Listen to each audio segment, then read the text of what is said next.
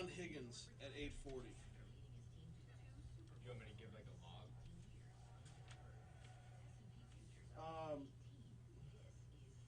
Simple. We're talking COVID hospitalizations with Baton Rouge General.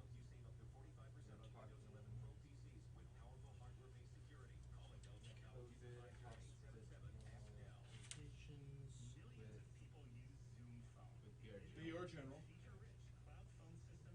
Job growth for 2022. Job growth for 22 with BRAC, Baton Rouge Area Chamber.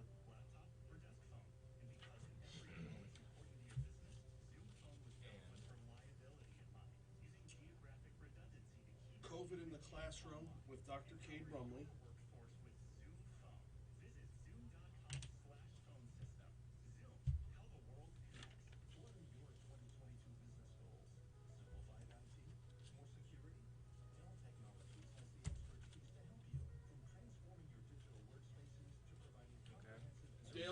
Dale Brown Court with Ron Higgins.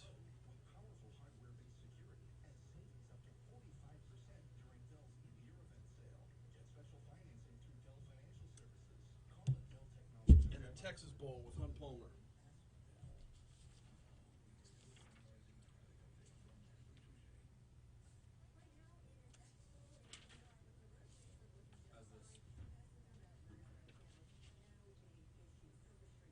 Yep. Cool. I mean, I didn't read it word for word, but it looks good. Host? Nope. Don't do that? No. That's why we got up on Facebook in the first place. What does that? It means pay me to show other people this post.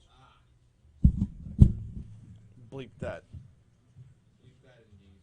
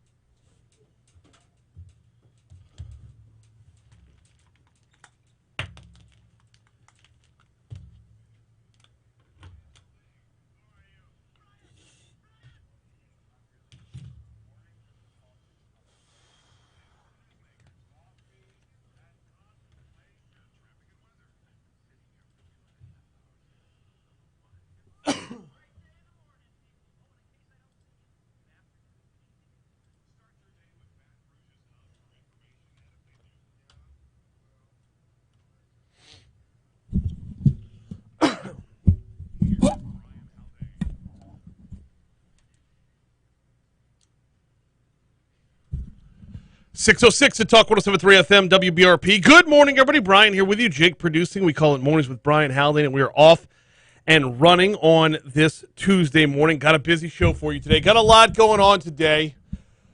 Oh, man, oh, man, oh, man. All right, where are we going to start at here? Let's start with the rundown, as we do every single day. The number of people in the hospital with COVID has quadrupled over the last 2 weeks, from Christmas Day to, let's say, yesterday. 2 weeks-ish, right? The number of people in the hospital has roughly quadrupled in the state of Louisiana, but what are we looking at inside those numbers? What are the, if you're talking about a political poll, what are the internals? What is the breakdown by demographic? Dr. Louis Minsky from Baton Rouge General is going to join us at 6:50 to talk about exactly that.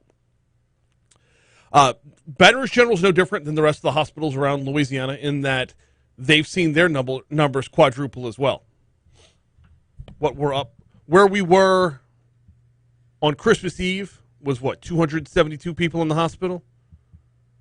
Where we are as of yesterday, 1,000 and I believe 16. I'm hitting refresh on the computer. I don't want to do this by memory because my memory's terrible. But from 272 to 1,016, that's roughly quadrupled, thereabouts. We're going to talk about it, though. Who are they? How long are they staying? How many need ventilators? Is the prognosis the way it was with Delta or any of the previous variants as well? In our 7 o'clock hour, we're going to talk economic development. The Baton Rouge Area Chamber showed a number of wins. 1,106, not 1,016. My apologies. That's why I don't go by memory. The Baton Rouge Area Chamber showed a number of wins in 2021, landing big economic development projects here in the Capital Region. This year, those projects should pay off. This year, those projects should be hiring. Everything from air products to rural sourcing, you name it. Let's talk with Adam Knapp from the Baton Rouge Area Chamber at 7:15 this morning. 7:35, we visit monthly with Dr. Cade Brumley. Dr. Brumley's got to be feeling all Godfather 3 about COVID right now. It looked like 2022 was going to be the year that we could start actually focusing on his plans for education, which he's been able to get a little bit of. But his entire time on the job has been during the pandemic. As Delta started to wane, it looked like there could be a refocusing for this year. And then Omicron sets in, and Dr. Brumley's like, every time I think I'm out, they pull me back in. That's at 7:35. Vaccines in schools, mask mandates in classrooms. What's the state superintendent's take on these things? We'll talk at 7:35. In the 8 o'clock hour, it's basically all LSU. I mean, Jake will have this day in history, yes. And then after that, Hunt Palmer from Hunt and Hill and LSU's pre- and post-game show on the network is going to join us at 8:15 to talk about the Texas Bowl. Hunt will hopefully be able to introduce us to a few of the players that we're going to see tonight. Preferred walk-ons that we have no idea who they are. Who's going to play quarterback? Nussmeier's waiver for a red shirt looks like it's been denied. Is that going to hold up, or is LSU going to make a bigger push on the day of? Or is Garrett Nussmeier just going to say, meh, so what? I'll go into next year a sophomore in BD. Or is it going to be John Trey Kirkland? Or is it going to be a preferred walk-on name O'Dowd or Kevin Falk's nephew, whoever? We'll set the scene for the Texas Bowl at 8:15, and then at 8:40, Ron Higgins from Tiger Rag will join us. Looking forward to this one. I've been looking forward to this one for some time now. This is an effort that's long in the making. This is an effort that is so deserved. Tonight at halftime of the LSU-Kentucky men's basketball game in the Maravich Assembly Center, they will officially name Dale Brown Court. Long since overdue. We'll talk with Ron Higgins about the efforts that were undertaken to get that done, why it is getting done, why it took till now, and the like. Starting off this morning, we got another morning where we are under the actual freezing temperature, 31 degrees to start your morning. Actually, I should probably refresh that because that was about an hour ago. I'm sorry, 34 degrees. It was 31 when I left the house. 34 degrees in Baton Rouge this morning. Nonetheless, very, very chilly. Nonetheless, you're going to find frost on your windshield when you're leaving for work. Budget yourself a few extra minutes this morning. Do not pour hot water on your windshield. I think we all know that by now, right? That's one of those things. Don't pour hot water. As rare as freezes are in Louisiana, and by rare, I mean not nearly as much as we have 100-degree days. But as rare as freezes are, I think we all know that one. Don't pour the hot water on the windshield. It's one of those rules like when your windshield wipers are on, your headlights need to be on. Same thing.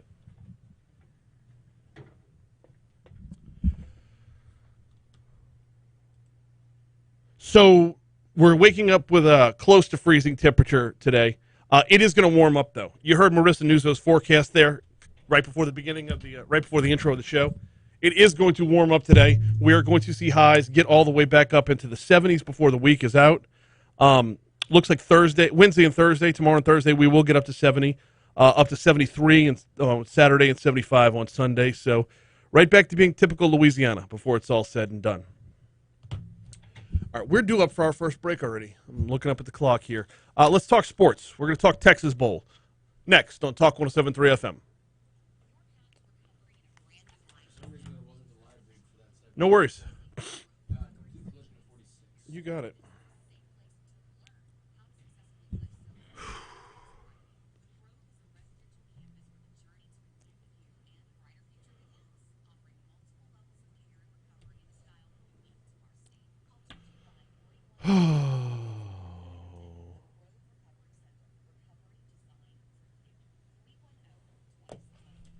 Be right back in 1 sec. It's marathon time. Kick off the new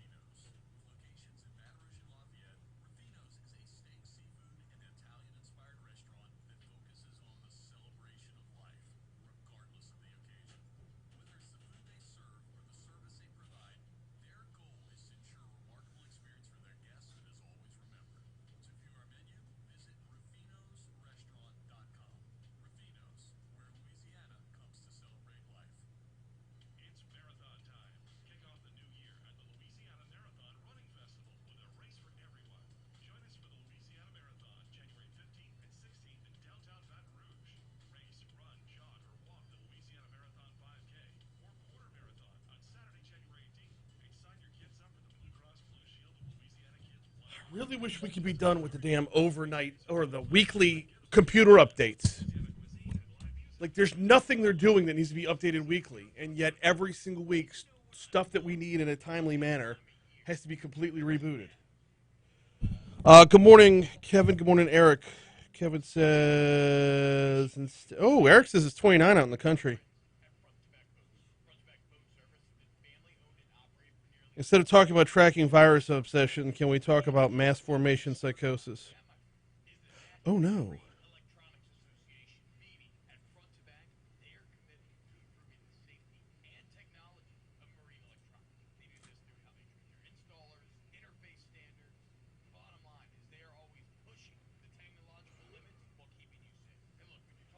Hey, morning, Christy.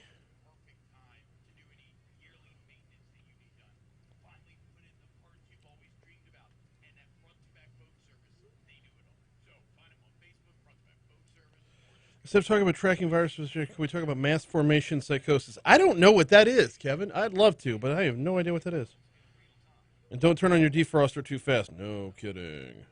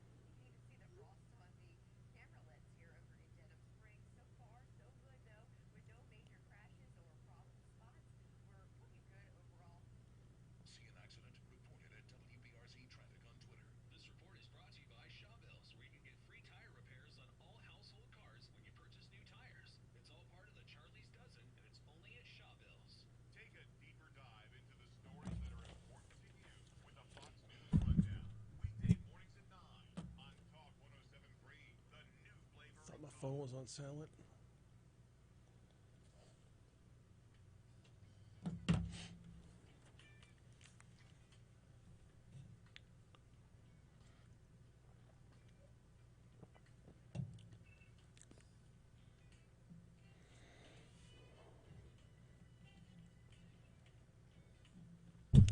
.616 to Talk 107.3 FM WBRP. Sports time.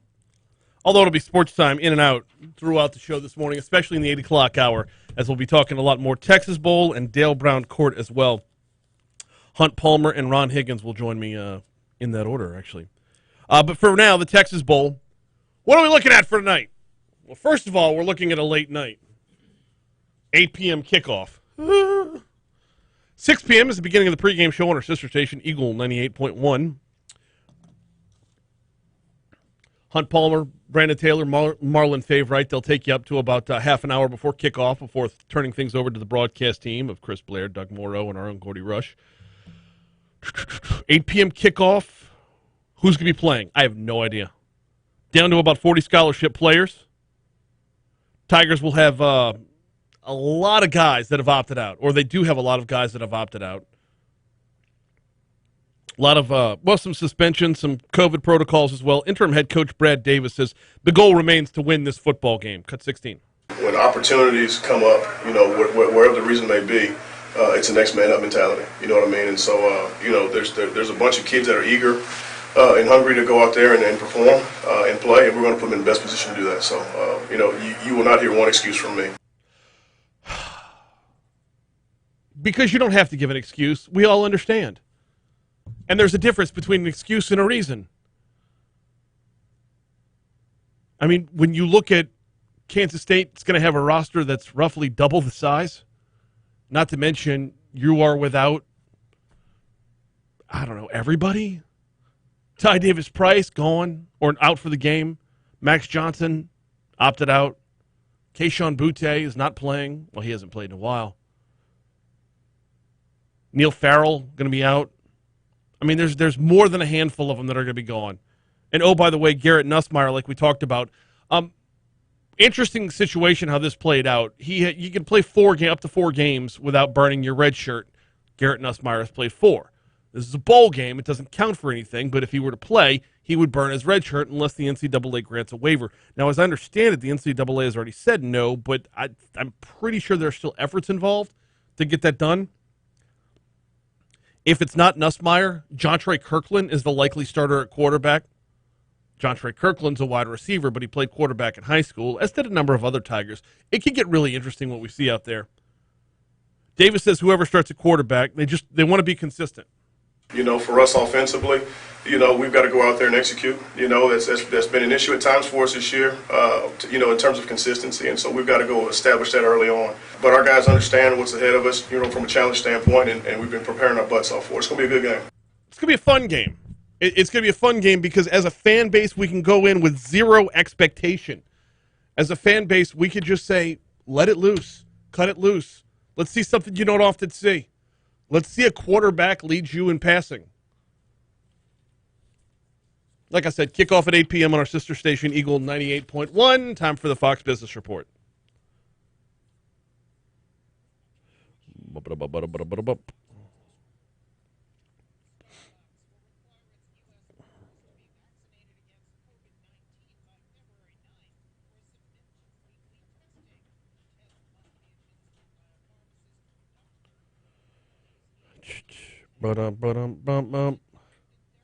Oh, one more time. I had to let that computer reboot.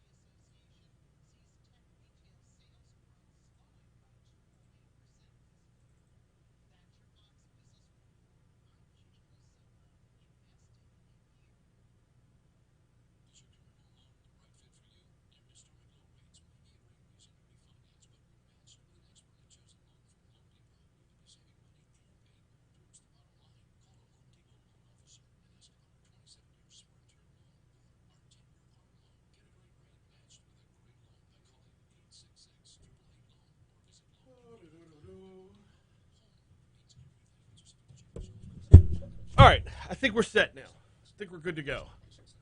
What the hell is ghostfind.com? Assistant, does Demco really send students to Washington, D.C.? Here's what I found on that. High school juniors can enter the 2022 Demco essay It's 6:21, and I've already gotten 1,700 steps this morning. That's not possible. Ooh, my heart rate's way up. When's the deadline? Wife got me a Fitbit for Christmas, and it's awesome. So, how can I get more information? For rules and info, visit demco.org. Demco, your touchstone energy. Davids Tiger Express. Whoa. Owned and operated by the David family. Now Craig David at the helm. Invites you to come by for a great choice of breakfast, lunch, and dinner daily special. David specializes in charbroiled chicken, fish, shrimp, ribeye steaks, and yes, indeed, the best hamburger in town. Morning, Clint. Morning, Renee. Central tradition on the corner of Hooper. Clint says, are you producing and hosting? No, I get some other stuff up and running in another room. So there's a little bit of bouncing back and forth in the first 10 minutes of the show. 20 after. Okay, so this is way too inside baseball, but that's what you're here for. our computer system or our tech people, they like do weekly updates on every computer in the building. And on those mornings, it sets me back because I have to reboot the computers from start. The ones that I have to use. Liberty Mutual Insurance Company presents. And we're back with Emo, and Doug for the final question. All right. Climb. All right, Emo, what do you think? Sure. We're going with Liberty Mutual customizes your car insurance so you only pay for what you need. Oh, so close. We were looking for stair. Huh. Pay for what you need. Now, your WBRZ traffic update from Ashley Fouché. Right now, it is back to school in EBR, but the roadways are working just fine. Passing through that area right now, no big issue. Surface streets will start to fill up soon, though. We're listing with a 6-minute drive time to Switch LR1. Very easy service. Let's check out some cams together. You can even see the frost on the camera lens here over to demonstrate. So far, so good, though. See an accident?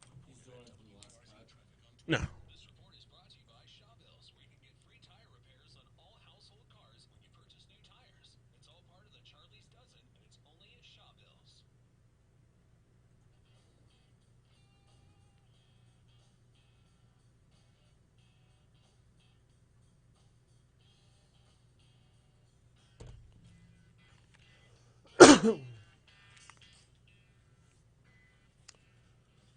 .624 Talk 107.3 FM WBRP. 1972 to 1997. Dale Brown's tenure at LSU, and it really did change the scope of how things were viewed at LSU. Yes, it is still a football school and always will be, but thanks to Dale Brown, basketball is appreciated on a much greater level here. I mean, Pistol Pete was what Pistol Pete was. Pistol Pete did what Pistol Pete did. But Dale Brown changed the culture a good bit, and he will be honored tonight with Dale Brown Court at halftime of the LSU-Kentucky game in the Maravich Assembly Center. I'm hyped about this. Like, growing up in, like, Mandeville and Covington, wanted to play basketball for LSU. It's just the way, that basketball was my first love, and really wanted to play for LSU. It's coming up where, 86 Final Four, I was 10 years old. 1988, LSU Georgetown in the Superdome. Remember that one? I mean, how about LSU just playing in the Superdome? Kind of a game changer as far as culture is concerned. When LSU Georgetown, then I think they came back and played North Carolina either the next year or the year after that. Long overdue. Can't wait for tonight. That's I'm hyped about it. Hey, do you know who Aaron Napier is? Ben Napier and Aaron Napier? You ever seen the show Hometown on HGTV? Oh, this is where I get to reveal that I'm like old and boring. My wife and I watch a lot of HGTV. We were watching Love It or List It last night. Why do they always love it? Just the deals that are out there. The bald guy goes and finds you 3 houses, and you can pick one of them, and they always turn it down to go with the renovation that the snotty woman did. I don't know their names. I know Ben and Aaron Napier, though. They're from Mississippi. They host that show Hometown. Well, shout out Mendon. The city of Mendon is prepping for their close-up. Going to be one of 6 small towns featured on the new HGTV series Hometown Kickstart, kind of a spinoff of Hometown. It's a spinoff of the Hometown Takeover, where Ben and Aaron, they revitalize small communities. Minden community activist Sarah McDaniel tells our news partners over at LRN they're thrilled to be part of the chosen crew here. It has been an enormous amount of work, but we are so excited for the tourists that are going to come to town, for the legacy that this show is going to leave on Minden. McDaniel and fellow activist Rachel Miller say the small Webster Parish city was a finalist for Hometown Takeover, but eventually lost out to Wetumpka, Alabama. First of all, hate losing to Alabama on any level. Secondly, what's a Wetumpka? Miller says they're hopeful Minden will also experience the same kind of transformation that Wetumpka did. Our people are what make our town just so special. And I hope when people come, they'll find that, we are the friendliest city in the South. And I think that they will see that and want to come back again and again.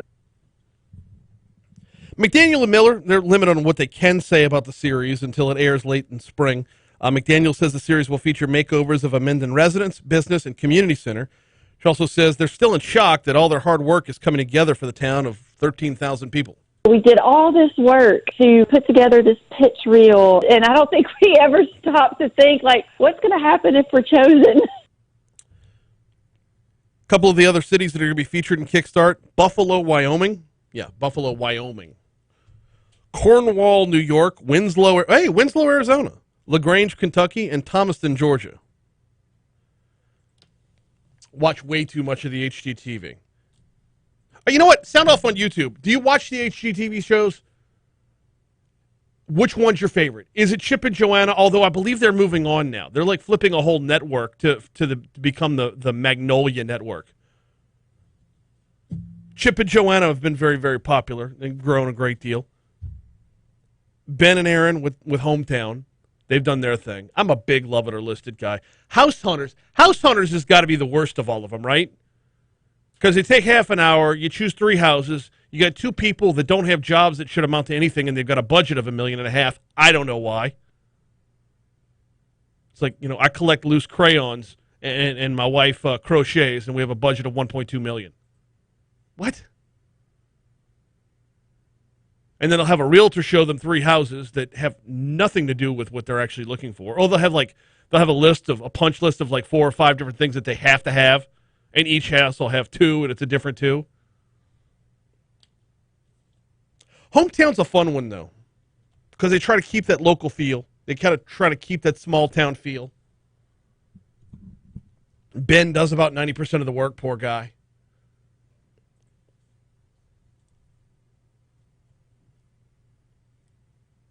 The other thing about the HGTV shows, and I always wonder this, we watch them, and you see people get, their homes made over or whatever, renovated, whatever. Are we watching more? Just think about this from the psyche behind it. Are we watching more from the perspective of watching what they're accomplishing, or are we watching to see what we don't have in our own lives? Like, have you ever watched a show on HGTV and thought, I need to renovate XYZ in my own house? Is it just a pure entertainment thing, or is there a modicum of jealousy and keeping up with the Joneses behind their brilliant networking? Anyway, we'll get to see Minden, Louisiana on Hometown Kickstart. All right, we're due up for news here. When we come back from news, big announcement from Catholic schools. When it comes to masking, when school gets back in tomorrow, we'll talk about it next.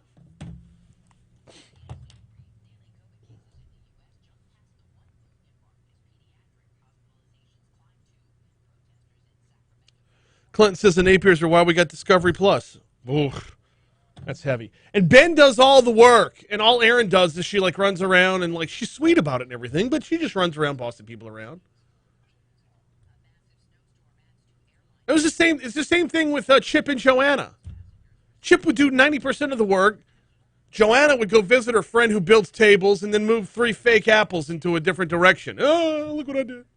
There's a throw pillow.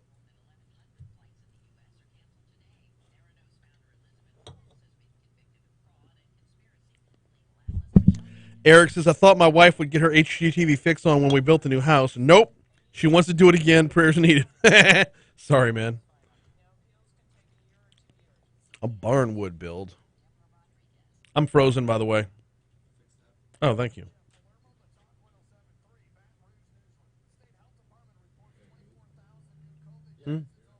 I'm not. A reboot on my end. Or a restart on my end.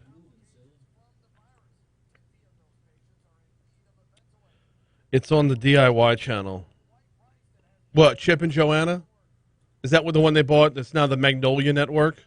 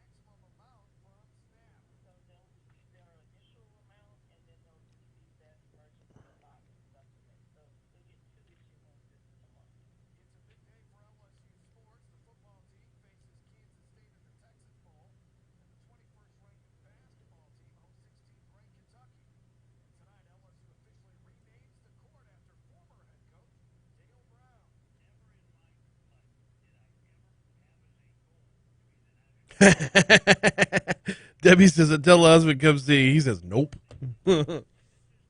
I'll watch all of them. I'll watch. I enjoy them a good bit. I get a little jealous. I do. I get a little jealous. I'm willing to admit that.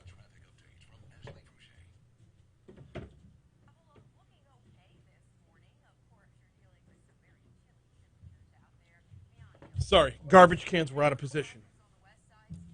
And that's not me being OCD. That's me knowing I'm going to be throwing papers away at the beginning of the next hour.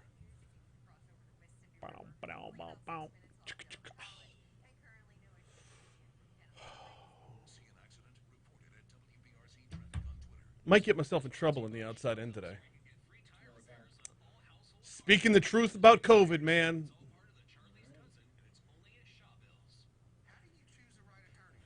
I don't fire off before I know things, but when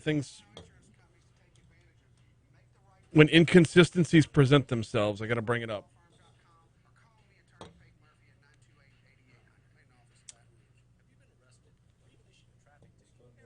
Yeah, I'm not going to get myself in that much trouble.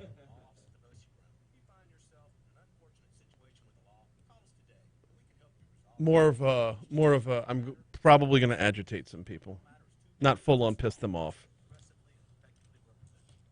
But it's going to start at 6:52 when Dr. Louis Minsky tells us what's going on at Baton Rouge General.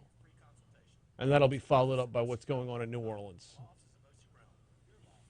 Mm-hmm.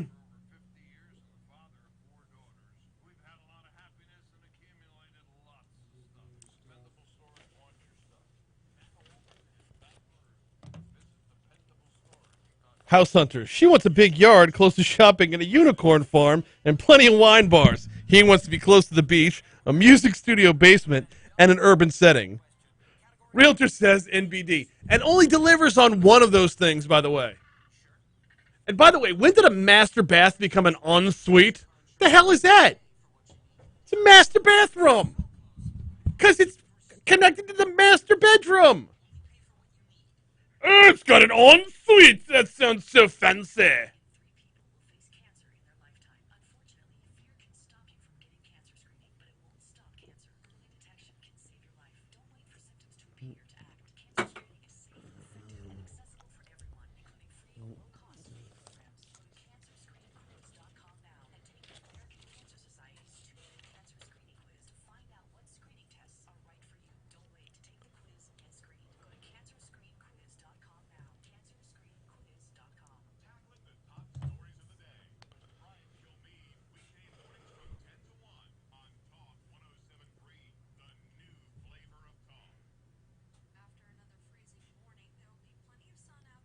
He repairs bicycles. She's an urban farmer. They have a budget of $1.3 million. House Hunters is so stupid. And yet we always watch it. Because I can't stop.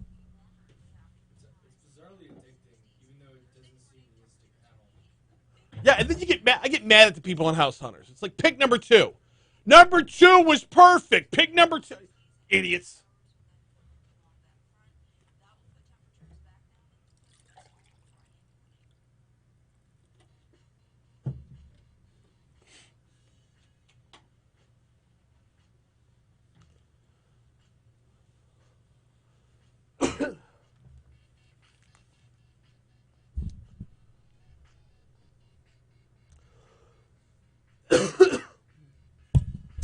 .637 Talk 107.3 FM WBRP.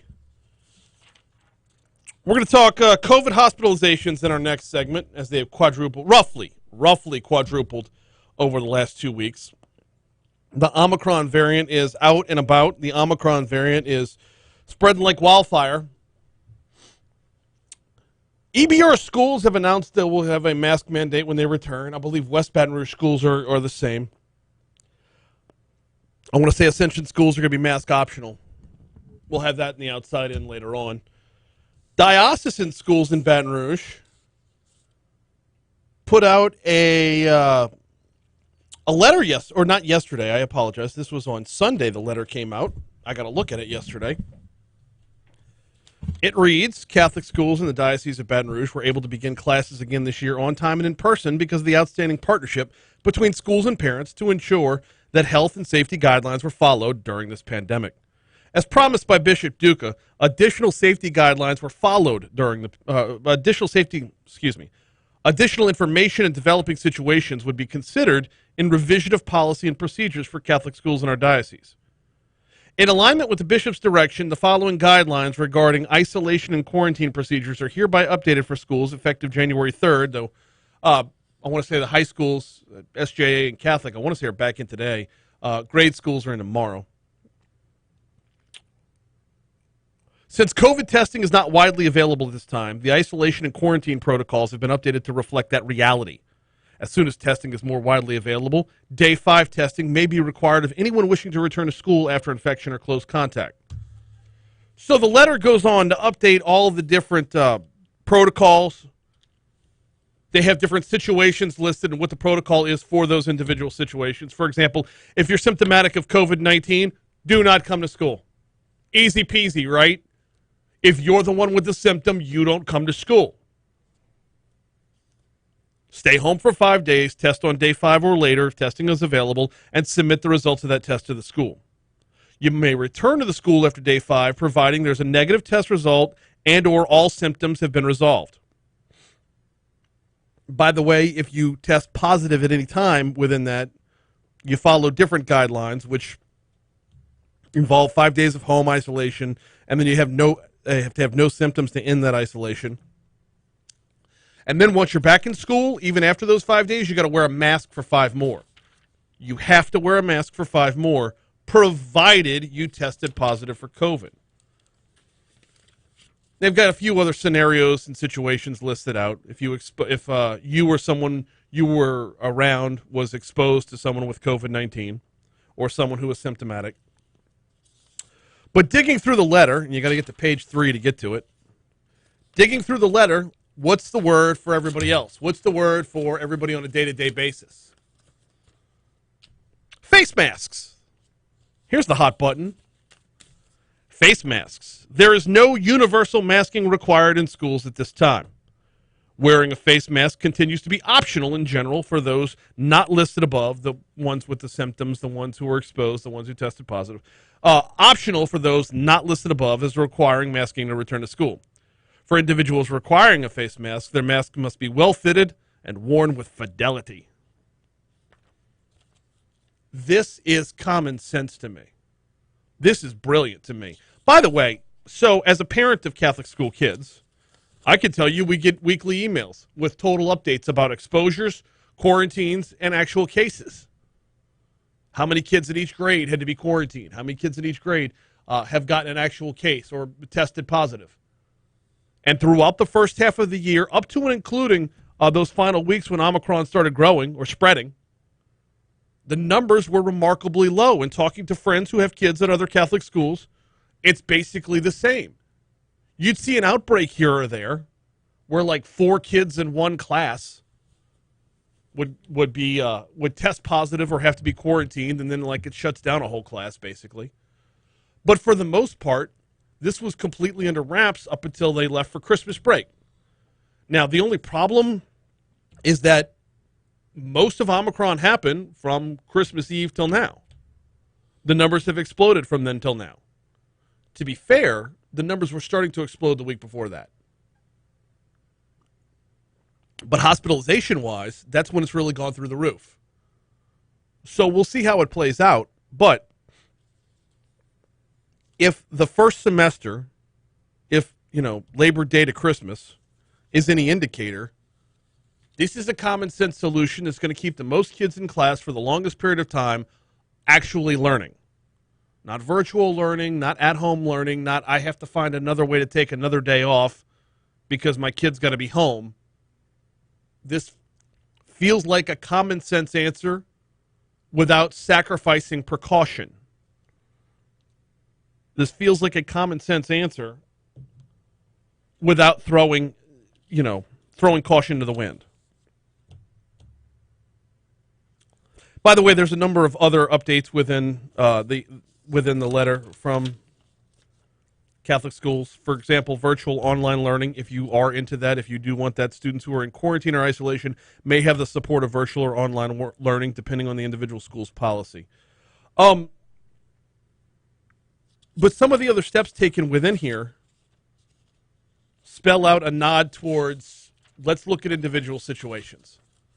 Let's look at, for example, extracurricular activities, because there's an increased risk of post-quarantine transmission associated with options to shorten quarantine.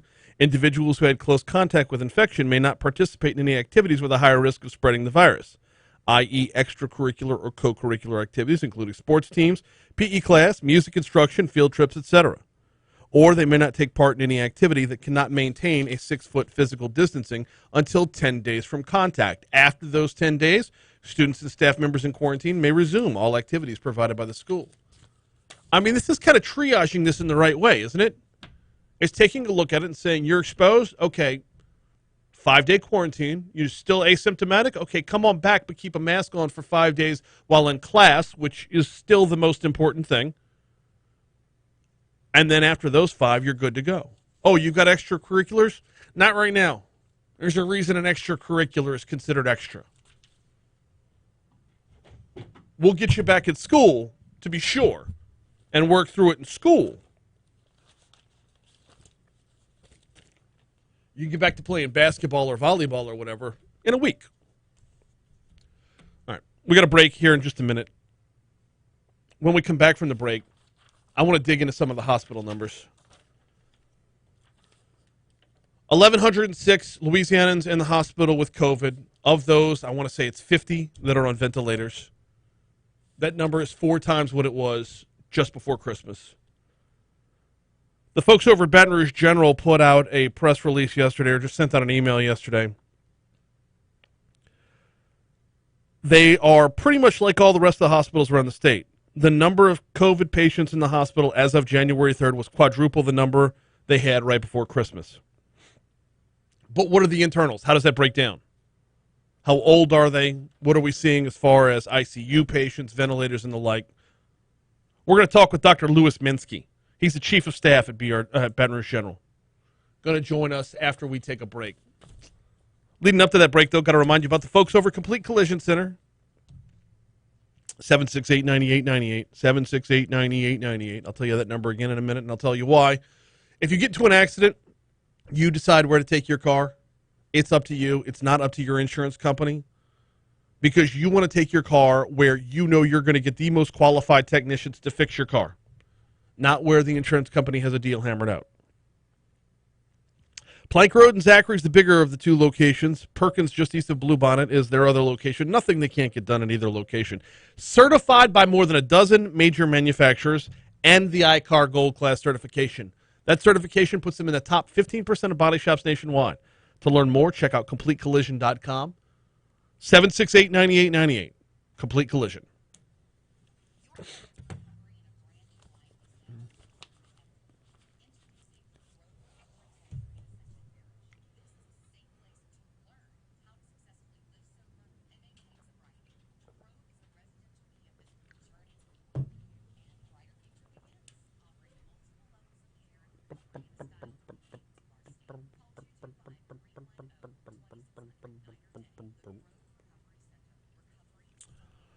Oh, what do we got? What do we got? House of, I color with pencils. My budget is $1 million. Exactly. It's nice to send out emails and keep you updated very well. Oh, bro. I'm such a huge supporter of the Catholic schools. I love it. It sounds like they are treating this more and more like the flu instead of a deadly pandemic.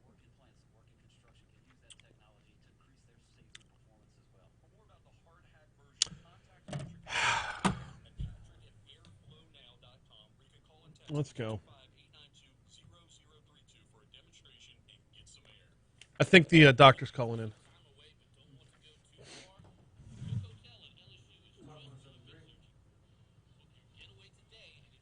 Clinton, your view on this is going to be skewed because you have a kid who is a lot more susceptible right now.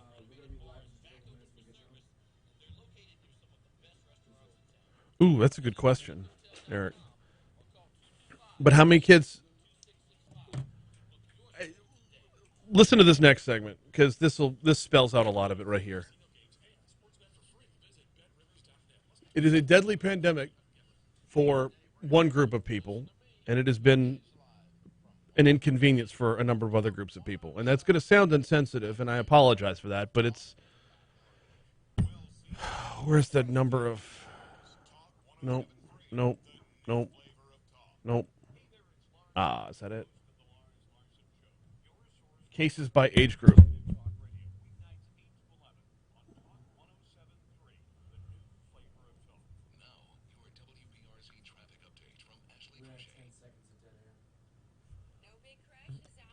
I'll fill it.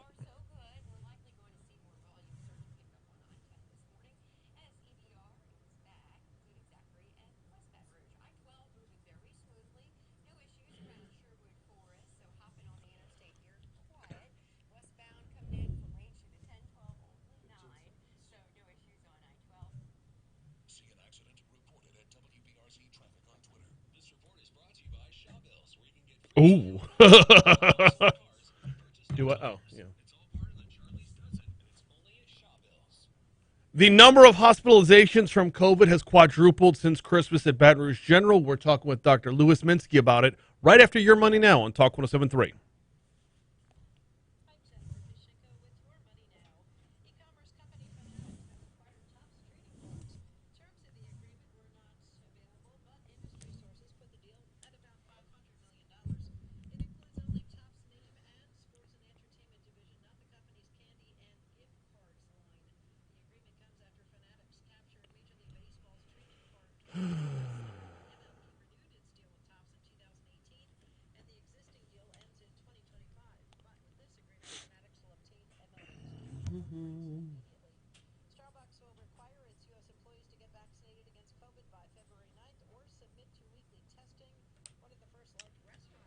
All right.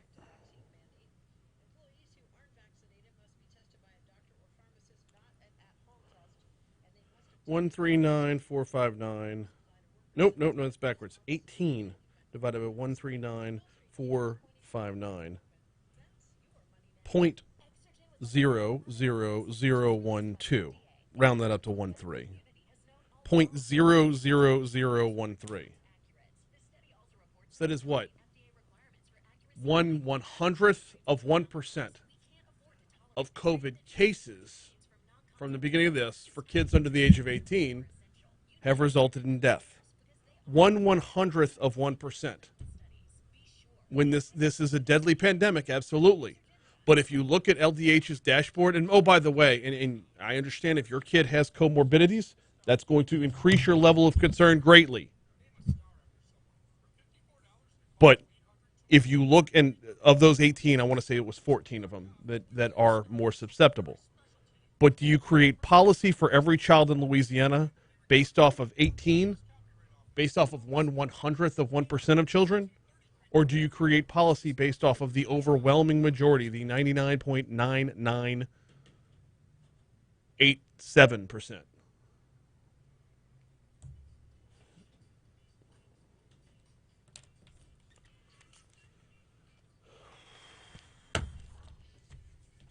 .652 at Talk 107.3 FM, WBRP. Mornings with Brian Haldane rolling right along. So the Omicron variant is growing. We're seeing the numbers just shoot through the roof as far as new cases are concerned, and we're seeing the number of hospitalizations tick up quickly. Baton Rouge General has 4 times the number of patients right now than they did just before Christmas. Joining us to talk about that is their Chief of Staff at BRG, Dr. Louis Minsky. Dr. Minsky, welcome back to Talk 107.3. How are you, sir? I'm doing well. Good morning, Brian. How are you this morning? Happy New Year to you. Glad to have you on. Not so glad to be for the content, but we do need to be talking about this. Let's start with the raw numbers. What is Baton Rouge General seeing inside its facilities right now? We're seeing, as of last night, we had 53 COVID patients, which is roughly 4 times the number of hospitalizations that we had just before Christmas. About 15% of these are in the intensive care unit. And at the peak of our last surge, which was back in August 7, 47% were in ICU. So not quite as sick, but the numbers are slowly, they're more rapidly now going up since this past weekend. At the peak of the Delta variant, how many people did Baton Rouge General have then? I can't remember the exact numbers. We were, at any given point, we were close to 80 to 90 patients at one time. Okay. Okay, so you're a little bit more than halfway back to that now as far as hospital That's right. beds We're a little are bit concerned. more than half. But as Our far COVID as unit right now is full. Our regular medicine COVID unit right now, we've had to expand a few beds. We haven't seen it surge into the intensive care, which requires us to start moving our healthy patients out and making room for more sicker patients. But the unit that we've designated for our COVID patients is full right now. okay, and let's look at a few other things within that. Do we have any breakdowns over age or other underlying health conditions or comorbidities or that sort of thing? In the last surge, approximately 40% of our patients were under the age of 50 with COVID. Mm-hmm. Today, we're at about 22% under the age of 50, with the average age for COVID being 64 right now. Wow. Okay, so this is very early on in COVID, in the first wave or even the second wave. This was predominantly something for elderly people, or not elderly, but those who are definitely above the age of 50. So it looks like the Omicron variant might be back to that. It does, but I think the problem with some of these numbers, and that's wherever you get these numbers reported, is the number of patients that are testing at home themselves, Mm-hmm. and they're either calling their doctor or not. So in my private practice, for instance, numbers, waves and waves of patients of varying ages, both young, middle-aged, and older, testing positive at home, and that makes it very difficult to capture those numbers. So, the hospital certainly depicts where our sicker patients come from. Right. The number of patients that are actually infected right now is real hard to nail down, I think, because of the number of home testing that's been done. Oh, no, 100%. But isn't that encouraging that you can, if the number is skewed, like let's take the biggest possible variable that the number could be skewed by and say that many more people are actually infected, but they don't need help, they don't need treatment. Isn't that an encouraging thing? I do think so. We've seen most people with just bad cold symptoms. Yeah. There have been a number of patients, and this adds up across time. That's not to make it more negative, but the number of patients that require ongoing treatment, they make it to 5 or 6 days. They have persistent headaches. They're having some secondary bronchitis or pneumonia or sinusitis. So we're seeing a lot of those patients require other treatment. Mm-hmm. Agreed. They're not sick. They're not dying from COVID, but it is leading. It's very similar to what we see in a really bad flu season, where they get through their flu symptoms and then they have other things that they have to deal with. And I think the concern with what we've seen so far in the hospitalizations, even though it's not ramped up to the numbers we saw before, is that as this thing spreads so rapidly, it'll eventually get to those more fragile individuals who will have greater difficulty, whether it be the flu or whether it be COVID. We know that in Louisiana, we're still only about 30% of our entire population being vaccinated, which is another interesting fact we've seen in the hospital. 72% of the COVID patients in the hospital now are unvaccinated. Of the ones that are vaccinated, 75% did not get a booster shot yet. And we know that the booster seems to have some importance in coverage for the Omicron virus as far as severity of illness or symptoms. A lot of asymptomatic people with it. But vaccination still seems to be the best mode of prevention time and time again. With the booster shot, we're hearing more and more about the booster being this much more effective. With the booster shot, is this a matter of the original vaccine has waned, or has there been a change to the 11 herbs and spices that go into the booster? They have not yet changed the booster. The booster is the same vaccine that was given for the initial 2 series if you had Pfizer or Moderna. And, of course, Johnson & Johnson, they do not recommend you get a booster with Johnson & Johnson. They recommend you either use the Pfizer or Moderna. And it does seem like that as a community, there's waxing and waning of this immune level, and it certainly gives a boost. I think the hard part of understanding the vaccine technology is it's not as simple as just going and measuring your antibody level and saying, oh, I have antibodies, I'm not going to have a problem. Our bodies are learning to fight this infection just as this infection is learning to spread through our community. Our T cells, which remember the response, get better and better each time we're presented with a variant. Our vaccines help us to get there, but eventually our bodies have to have some role to play in that. And it just takes repeated exposure over and over. This is how we've learned to deal with the common cold. This is how we've learned to deal with influenza over the years, is our bodies have learned to respond. And so through the last few years, many of our bodies are learning to respond, and the vaccine helps us to get that response faster. Got about a minute left with Dr. Louis Minsky from Baton Rouge General. Dr. Minsky, got to ask you about which variant is actually in the hospital. You're all doing the sequencing on to know that all the new patients are Omicron, or is it possible that there's carryover from the previous surge? We think some of our early cases, particularly in intensive care, might have been carryover from Delta. We are not sequencing. The CDC does that, and the state lab sends to CDC. Once the CDC determines that there's a level of predominance, which I think we've established across the country now, is that 80 to 90% is Omicron. I think you can tell by symptoms clinically. We have a feel that it's Omicron: bad sore throat, pressure, headache, some cough, low-grade fever, bad cold and flu-like symptoms. The headache, night sweat, something that we didn't really see with the others. And we haven't seen a great deal of altered taste of sense or smell. So clinically, it doesn't appear to be a lot of Delta out there, just based on how we see the patients present now. But no, we're not doing sequencing here at the hospital. He is Dr. Louis Minsky. Greatly appreciate the update, sir. It's a wealth of information to unpack. Thank you so much for the time this morning. Brian, have a great day. Thank you very much for having me. Thanks. You too. We are super late for CBS World News Roundup. I wasn't letting that go at all. What up? Oh, I'm good. How about yourself, brother? You feeling better? You know what, Neil? I didn't have any aches or anything. The only thing I had is it took all the energy in the world to have a conversation. Yeah. Just tired. It wasn't, Christy is the human resource director for Ryan Labs. They're the ones who are doing all these setups. Yeah. And all that. Coach, it's 53%. That's what the number has come back positive. Is that public? Or is that proprietary? No, it's 50%. That's what's going on. It's like half of. But that whole process, it really is easy. Like that mini bond, we got there 10 minutes before each day. Yeah. The first one in line. Nice. Now the drive-through may be longer. Christy said they had over 400 cars at that drive-through off the alley. I can't do the drive-through, man. No, I don't need it. It was easy, man. I'm left-handed. If I'm gonna get a shot, I want it in the right arm. Oh no, this was for testing, not for. Yeah. Hey, B, 18 years ago today, man. 18 years ago today. 18 years ago today would have been 2004. The hell happened 18 years ago today? That's right. Coach, I know you don't need all this, but if you want it gives you some number facts. You can just look at. I'll throw it away, man. Anyway, I got all of this.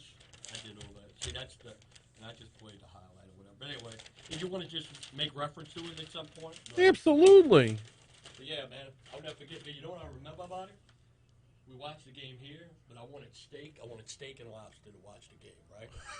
It was a Sunday night. Every restaurant was closed. The only one I could find open, guess what? What? Outback. And at that time, Outback was still something. Yeah. Yeah, I mean, it's bad. Well, guess what? I pulled up. It was 40-something bucks. And I opened it up. I asked the lady if they got my lobster from the lobster neonatal unit. Coach, it was like a crawfish. I think they stuffed meat from a chicken in a crawfish shell is what they did. I love that take.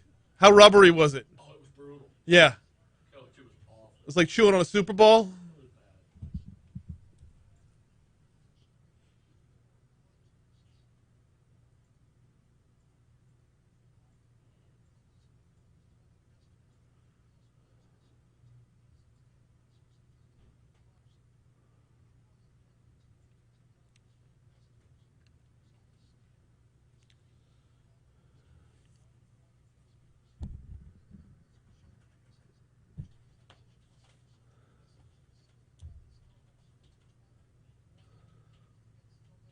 Byron says, I have it. Feels like a bad hangover with fever and sore throat.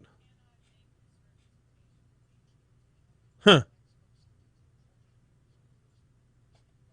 How you know you don't just have a bad hangover with a sore throat?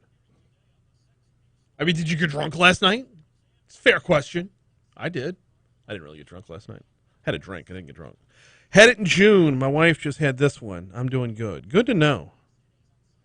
According to the news, CDC behind 3 weeks on testing. Well, I mean, you have the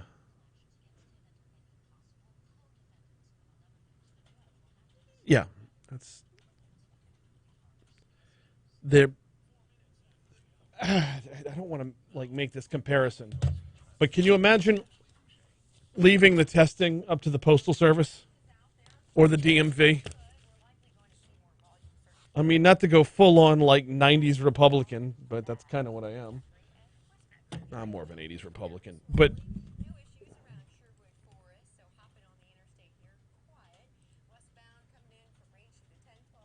I haven't had a sip of booze in 4 days.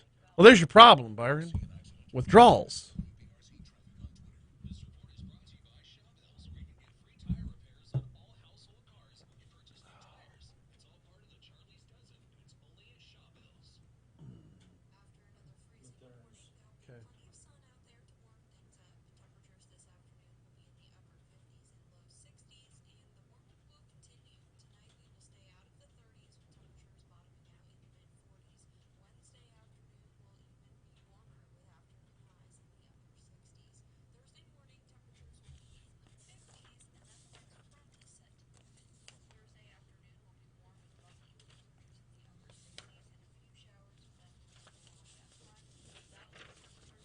I'm sorry, you said Matherns? Okay.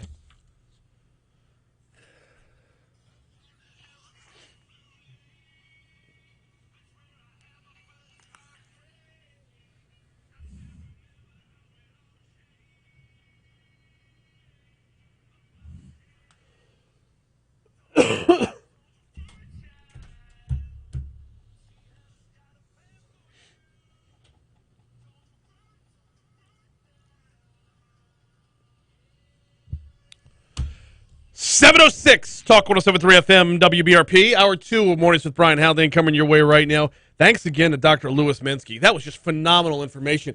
I could have kept going. Oh, golly, I hate the clock so much. I mean, we're just rolling right there, and CBS World News Roundup's like, boom, we got to get in here. 4 times the number of COVID patients in the hospital. 22% of them are under the age of 50. Crazy. Couple of questions I didn't get to there is we are seeing the flu again this season, right? Has anybody tested positive for flu and COVID at the same time yet? And if so, which one do you blame the symptoms on? We'll have plenty more time to talk about it. As the governor said last Thursday, we are at the beginning of this surge. The beginning of this surge. Which is troublesome, to say the least. But like the doctor said, though, you can't get a grasp on the number of people who are actually infected because of the number of people who are home testing. But as I suggested to the doctor, isn't that a good thing? If that many people have it, and it's weak for that many people, or it's not affecting them in any real way, you can infect without affect, that is a positive. Anywho, that'll be available on demand at talk1073.com shortly after the show. By the way, just a friendly reminder, if you're not watching the show on YouTube, you need to be, because there is a ton of conversation going on during the breaks. A ton of interaction going on during the breaks. We're always taking your feedback on our YouTube channel. And oh, by the way, while you're there, go ahead and subscribe. Coming up this hour, we're talking to Adam Knapp from the Baton Rouge Area Chamber in our next segment. Dr. Cade Brumley is the State Superintendent of Education. Going to join us after that. Right now, though, time for Top Stories and Trending. Let's get it.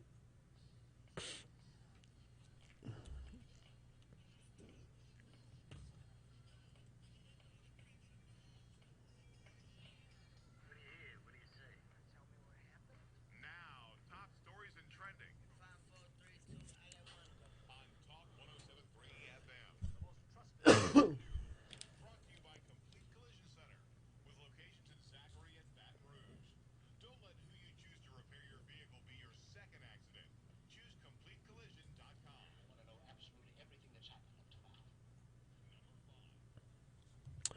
A prominent lawyer and lobbyist in town, Kevin Hayes, has spent the past 3 nights in jail, 4 now, despite behind-the-scenes efforts taking place on New Year's Eve to get a bond set for him. The East Baton Rouge District Attorney's Office requested a special hearing, a Gwen's Law hearing for Hayes, after he was arrested for 2 counts of domestic violence for hitting a woman and attacking her son. Commissioner Nicole Robinson set his bond at $10,000, imposed all the conditions the DA's office would have requested in a hearing without having one. However, there was some kind of glitch despite the bond being set on a holiday. Hayes remained jailed over the weekend. Monday, booking records showed he was still locked up. Like we talked about with Dr. Minsky a minute ago, the number of patients hospitalized with the coronavirus in Louisiana more than doubled over the past week, climbing to its highest point in over 3 months. Department of Health reported Monday statewide hospitalization spiked to 1,106 over the New Year's holiday weekend. That number is up 514 from just a week ago, up from 762 on Thursday. Last time Louisiana reported more than 1,100 COVID patients in the hospital was September 23rd. Since December 30th, Louisiana has reported more than 31,000 new cases, a wave spurred largely by the spread of the Omicron variant. Of those cases, 5,873 were reported just since Sunday. Scary few minutes or scary moments at a nursing home off Jefferson Highway. A fire broke out at a nursing home around 8:30 p.m. last night. St. George Fire Department said there were no known injuries to the residents at Landmark South Nursing and Rehabilitation Center. Fire officials said the fire was contained to a laundry room located near the back of the facility. Damage was limited to that laundry room. The cause of the fire is still under investigation. State police are looking for an escaped juvenile inmate who is believed to be in the Baton Rouge area. Greater Baton Rouge Crime Stopper said 16-year-old Demarion Simmons is wanted by the Office of Juvenile Justice after escaping from a juvenile facility in the Avoyelles Parish area. Simmons escaped from the Bridge City Center for Youth in Jefferson Parish back on November 21st. A woman was found dead outside a business near a busy intersection in Baton Rouge yesterday afternoon. I'm sorry, a man. Excuse me. What's wrong with there? A man was found dead outside a business near a busy intersection in Baton Rouge Monday afternoon. East Baton Rouge Sheriff's Office reported the discovery shortly before 2 p.m. around the intersection of Coursey and Cedar Crest. The coroner's office was called to the scene. The department said investigators don't suspect foul play in that man's death. Coursey and Cedar Crest. Let's see. There's a car dealership there. There's a tire place, a Home Depot, a Circle K, Po' Boy shop. The story doesn't get more specific as to which business he was found dead in, but they don't suspect foul play. Those are your top stories. Here's a look at what's trending this morning. What would you do with $575 million? After 38 drawings in a row without a jackpot winner, the Powerball winnings rose to $540 million for last night. That's up to $575 million now. The jackpot was The jackpot was last won on October 4th in California when a single ticket won a grand prize of $699.8 million. That was the 5th largest prize in Powerball history. Up over 575. Be a good way to start off 2022, wouldn't it? By the way, the winning numbers for Monday were 2, 13, 32, 33, 42, 48, and 22. October 4th, the last Powerball winner. Oh, somebody's going to have a good year real quick. Those are your top stories in trending. We got to take a quick break here in a minute. When we come back, Adam Knapp from the Baton Rouge Area Chamber is going to join us. Oh, before we hit that break, it's almost carnival time, which means it's almost king cake time, which means it's almost parading time, which means you need to swing by Matherns. King cakes are in, although technically we're still on January 4th. Got 2 days. 2 days to go, technically. However, the church has actually celebrated the Feast of the Epiphany, so have at it. But king cakes are available right now at both locations of Matherns, downtown on 3rd Street and on campus, Nicholson at Skip Burtman Drive, right across the street from Tiger Stadium. And like I said, once it's king cake time, it's parading time. Once it's parading time, you just swing by for all your parading essentials, which you will find are very much like tailgate essentials. Yeah. Grab a couple 6-packs of beer, grab a little bit of food to go, or just take care of all of your grocery needs. Both locations of Matherns, downtown on 3rd, or the Nicholson Gateway Shopping Center right across the street from Tiger Stadium. It is carnival time. Time to get your king cakes at Matherns.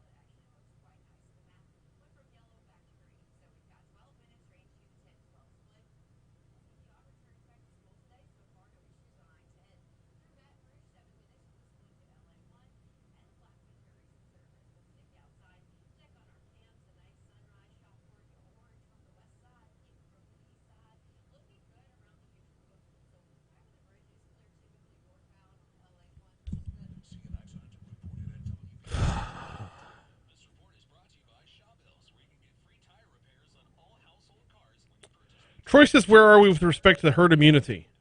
I think we're inching closer to that not existing.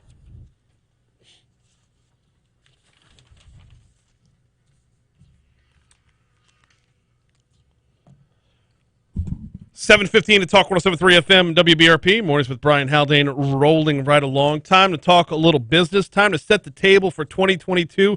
How many folks are hiring? I can't wait to have this conversation. Adam Knapp heads up the Baton Rouge Area Chamber. The Baton Rouge Area Chamber had a big 21 when it came to landing new businesses in Baton Rouge. Now it's time to start the hiring. Yes, sir. Adam Knapp, welcome aboard. How are you, man? Happy New Year. Oh, I bet you're having a Happy New Year. Yes, Happy New Year to you as well. So, let's see. What do we got here? We got Exxon, we got Amazon, we got Rural Sourcing, we got Air Products, all these big scoreboard wins last year. Now's the time to start filling out those job applications. What's amazing for us, almost every employer has been, especially in the last quarter, very concerned about talent. But the flip side of that is there's an enormous amount of jobs out there in the Baton Rouge area economy. And that's a great way to start the year, is close to 45,000 open positions where folks are looking for workers. And folks that are looking for work, you're seeing wages rising, kind of take-home pay rising, kind of across the board, across sectors. So there's just a lot of opportunity, and it's very much a worker's market right now to go out and find what you want. What you just went through, close to $8 billion in announced new construction projects that are going to drive major investments across renewable and transitional energy, software. The healthcare sector has been growing, and of course, what you mentioned with Amazon out at Cortana, across Port Allen, also already at Segan Lane. You've got a lot of major jobs already coming. They're going to fill out that facility by the end of this year, adding at least 1,000 jobs in that facility. So just a lot of employment that's going to be happening. It's going to drive growth heading into this year. And what's exciting, we just did a tally for you last night to make sure we had these numbers right. We have kind of heading into this year, we track our active list of projects that we're working on, somewhere around 55 active projects that our staff have been involved in working themselves where they ought to have come, which of course never happens that way, would be around $14 billion in investment, almost $250 million in new payroll, annual payroll from those jobs, close to 6,000 jobs, and projects that are out there looking for a place to land. So we've got a lot going on as we enter the beginning of the year in terms of project activity. So for the folks who might be interested in these jobs, what should they be doing right now? Because, I mean, if you drive past, say, the Amazon facility, or we know Rural Sourcing just rented out the old Fuqua building, if you're potentially in the market, what should you be doing now? Because it doesn't, how do I put this? With construction going on, sure, there's construction jobs, but those jobs after the construction, is now the time to get in, or do we still have to wait a bit? So it depends on which kind of job you're talking about. So with regard to Amazon, they've been actively hiring up across the Port Allen and Segan Lane facilities over the last year, almost 2 years with regard to Segan. So there's actively opportunities for folks that want to enter into some of these logistics and warehouse jobs. Of course, there's a broad variety of jobs that are out there. Like I mentioned, almost 45,000 already posted and listed looking for workers. And that ranges from all the sectors that we've mentioned, from tech, from healthcare, logistics, small business, lots of back office opportunities, kind of front office opportunities, restaurant workers, just runs the gamut. If you are not necessarily sure, watch this space. We'll be coming back out later this month, some new news to how to help folks find a path into new work.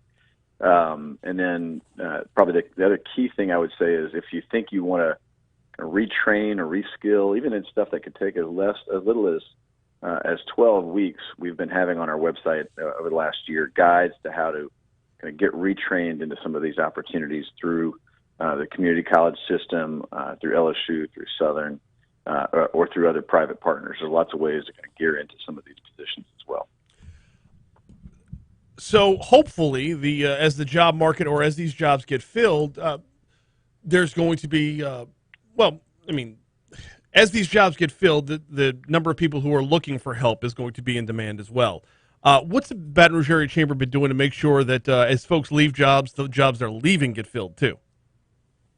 So that's really something that happens pretty commonly across the labor market. So there's plenty of folks, the ways that folks already search for jobs. You know, there's a lot of resources for folks that are trying to fill them. For employers that are trying to fill them, we actually try to guide them through the ways that they can be more creative in their search process. What we hope to do later this year is host more ways that you can not only find those jobs online, or employers can go in and kind of get those posted in new and creative ways to push these out. You've seen employers doing a lot of things like just looking in uncommon places rather than just posting positions or putting something on their website or putting something out at their door. Trying to be even more creative in how they get out the door to go find folks. So, for example, we've heard of examples of folks that are, looking around for salespeople by being in the mall and seeing if they bump into somebody who seems like a creative salesperson that might be able to make a little bit more by moving to a different position. So there's examples of that where you just see a lot of folks that are just courting workers left and right from a lot of different varieties of places. I mean, that's old school right there. No, that's right. That's nothing new and different about how you're desperate for trying to fill positions. What we hope to be able to see more of, and we think they're already seeing some of this, is evidence of more opportunities in terms of job fairs, and then ways that employers are getting guidance from. For example, there's something called a One Stop in Baton Rouge across the state. These are resources for employers who can use these as ways to go and find, especially entry-level or mid-level skilled workers. The other big thing that we really try to promote to people is to become familiar with a software platform called Handshake. So Baton Rouge has, as of our economic impact report late last year, 55,000 students in our universities. It's a record high in terms of our tracking of it. And it not only includes LSU and Southern, but all our community colleges and our private post-secondary schools. And across all of those, you can now tap into all of our higher education students through Handshake. As of last summer, all of them are on Handshake. It's free for all employers to be able to download and post positions, and it's free for the students to find job seekers through Handshake. And it's a great way to find not only hires right after school, but even interns while they're in school for positions that are there. So I encourage folks to use a computer or get on the phone and go to the App Store and download Handshake to post positions as well. Yeah, important clarification right there. Handshake, it is not just an internship program. That is a lot of entry-level jobs, a lot of first jobs out of college platform as well. It's been quite diverse in its use. Adam, folks, I would point out the folks who have used Handshake have loved it. We'd love to hear examples of how you're using it if you do download it. And want to learn more, you can go to brac.org/handshake as a way to experiment with it. We're talking jobs in 2022 with Adam Knapp from the Baton Rouge Area Chamber. Actually, along with jobs, really what we're talking about is the repercussions of the wins in 2021. Another one of those big wins was securing a lot of transportation dollars. I would assume the Chamber keeps some sort of tabs or follow-up or accountability on when those projects come to fruition. We do, and we're going to see this year is it's really a lot of the construction happening and beginning to happen on new projects that have been hard-fought wins over the last 4 to 5 years. You've already been seeing a lot of the Move BR money that was the 2018 EBR transportation project, where they're widening a lot of major capacity on arterial infrastructure, the main kind of thoroughfares of the city, and then Interstate 10, which of course I'm sure there are folks listening who are kind of coursing through Baton Rouge on I-10 right now, right in the heart of the community. We've been looking for a widening project for that for close to 20 years, and the money has been put into position by the administration. You've already started to see them clearing trees to get ready for the College Drive flyover, which is really the beginning of the construction of the widening of I-10. And you're going to see them doing a lot of that work, moving utilities to make way for what will be major construction beginning in 2023. But they got to spend almost an entire year just getting ready for the construction project that's going to be the I-10 widening. So that's all exciting, because when we think about traffic infrastructure challenges that we have as a community, Baton Rouge is ranked 5th worst in the nation in 2020 for traffic congestion. Nationally, that is a critical long-term, long-view priority for Baton Rouge to make our economy a much more thriving economy and our lifestyle a much more palatable one when traffic is really just a major challenge for everybody, right? So that's nice to know that we're starting to see some progress. No, absolutely it is. And that College Drive flyover is going to be, like you said, it's going to be the first step, a big step towards broadening the interstate. Adam Knapp from the Baton Rouge Area Chamber is our guest. Adam, I want to shift from the jobs that were a result of the work in 2021 to the goals for 2022. Where is the Chamber headed this year?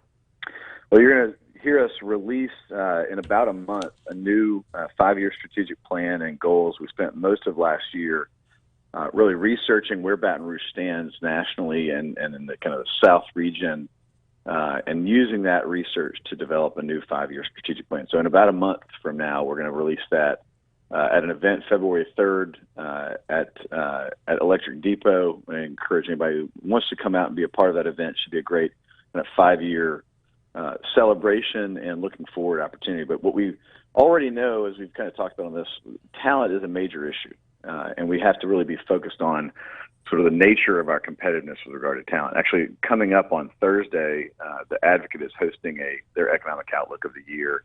A lot of business leaders coming on to do their own outlooks. We're going to go through some more of this to look at the data on this, some of which we shared with you last month when we released our Economic Outlook data on this show. Mm-hmm. But talent is kind of center in that conversation. So be prepared to hear more about how we've got to be more aggressive over the next 5 years to retain and attract talent, especially to market Baton Rouge for folks that are outside of Baton Rouge that may want to help us fill some of these 45,000 jobs that are in the Baton Rouge area today, as well as seeing our education system become much more aligned with the needs of the economy.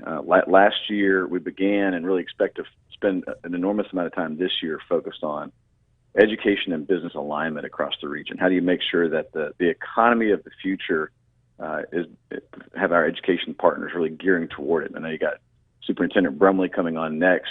He has been a great leader on this issue of how do you make sure, especially high schools, think about helping students find their path into career choices, not just those of the current economy, but also the economy to come. And that's what we've been really building out with something called the Talent Action Collaborative, which is our coordinating entity for helping business leaders communicate to the education system of the region. Got a couple of minutes left with Adam Knapp from the Baton Rouge Area Chamber. I'm not going to ask you to spoil anything in the 5-year strategic plan, but I do need to ask, we're still in the midst of the pandemic here. How tough does that make it to actually make plans, not knowing what the next day is going to bring from variant to variant? Yeah, what we've learned, especially over 2021, is you've seen a resilient business community nationally, and especially here in the Baton Rouge area.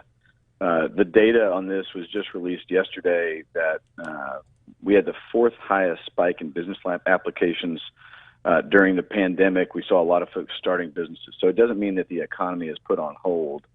Now that we're past the shutdowns and hopefully we stay that way. That's definitely our position that it should, and it looks like that's where folks want to be, is keeping the economy open and moving forward. So that really means that we just have to continue to have employers be nimble, but that has not slowed down or stymied the opportunities for companies to be formed, new businesses to be formed, or businesses to be hiring. So we did an economic outlook survey in October and saw that businesses expect their revenues to be up about 60% this year over last year, 2022 over 2021. Wow. And employment to be up by as much as 40 to 42%, I think was the number in the survey. So expect to see more hiring and more revenue coming into businesses. They had a great 2021, more or less across the board, and expect to see more of that as we head into the new year with really labor being the primary kind of obstacle to continue to succeed in growth. So I think throughout the pandemic, that has continued to be our focus, is making sure that businesses not only survive but thrive as they move into 2022. And that's what the job numbers look like as we head into the new year. I mean, that's going to dwarf pre-pandemic levels if it stays on that course. So we are about 10,000 jobs shy of where we were in February 2020. But we are already below where we were in terms of unemployment rate. Right. The trend of the last 2 months of data has already been showing that we are going to below, and it looks like we're going to stay below pre-pandemic unemployment rate levels. And just a quarter of the posted positions get filled, right? So we have 45 some odd thousand positions. If we just see that we fill somewhere around a quarter of those, we're going to be above pre-pandemic levels by the end of the year. Our more conservative forecast suggests it may take us 2 years. Okay. But there's plenty of opportunity out there for us to be able to accomplish it in 1 year. He is Adam Knapp from the Baton Rouge Area Chamber. We always appreciate the time. We always appreciate the information. February 3rd. Looking forward to it, sir, and we will talk to you soon. Thank you, Brian. Thanks. Happy New Year. 7:30. Coming up on 7:31 at Talk 107.3 FM WBRP. Now, he mentioned aligning education with the job market. That is what we're going to be talking about, a little bit next. We'll also be talking about where we're at with vaccines in schools and mask mandates as schools come back from the Christmas holiday. Dr. Cade Brumley is a state superintendent of education. He will join us next right here on Talk 107.3 FM, the new flavor of talk, right after we check CBS News, our local news, traffic, and weather. That's coming your way now. Yo!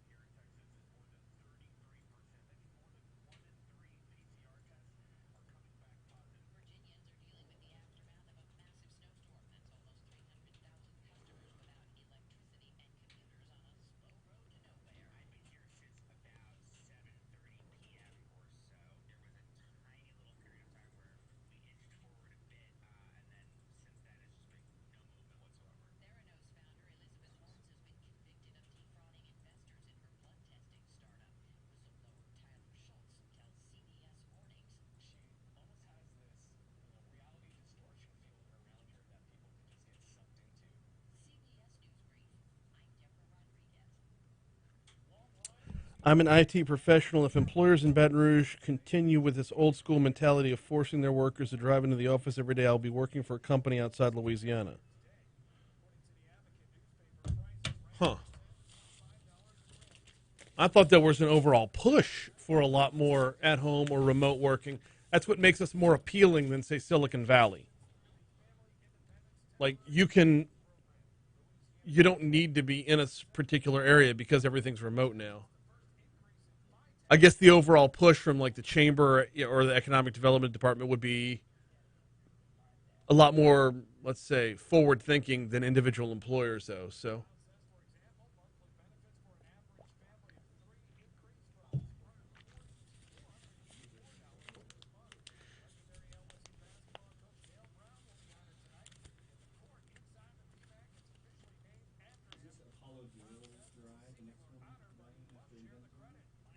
what?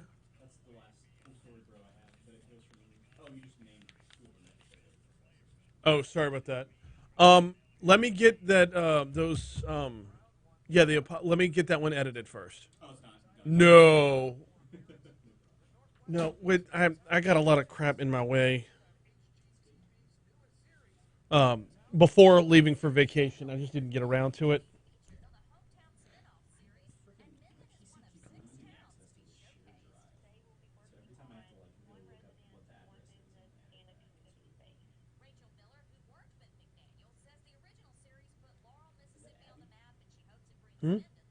No, it's Brooke Thorrington.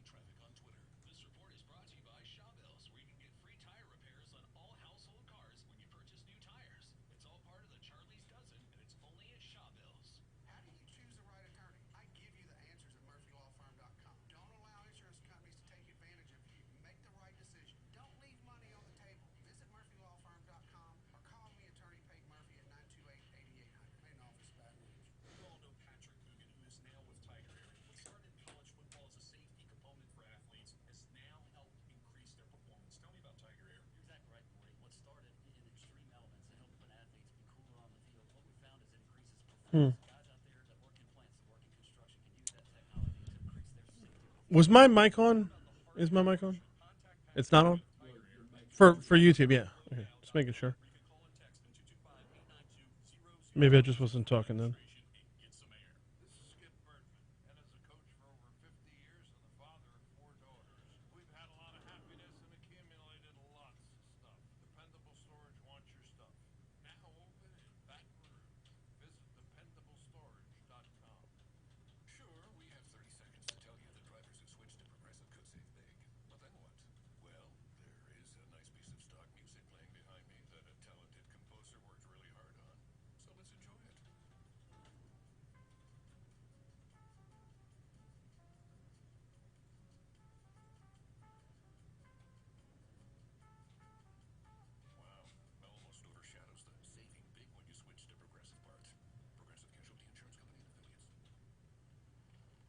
Getting your guaranteed maximum refund with TaxSlayer feels like discovering a refund tree has grown in your backyard. Sawing off its branches. Feeding them through a wood chipper. My branches! My beautiful branches! And dancing in its refund rain. Start for free and get your guaranteed maximum refund. TaxSlayer. File fearlessly. All right, that's tweeted out. Boom, boom, boom. Oh, let me hear you say, well.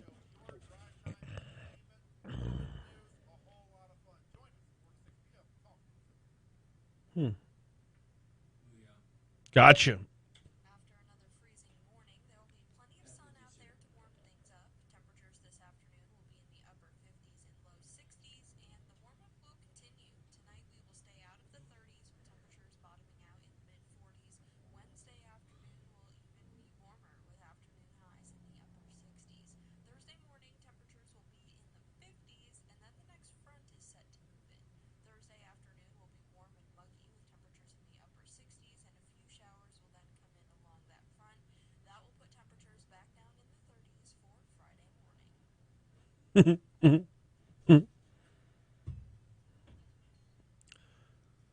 All right. Unofficial word, Nuss is out.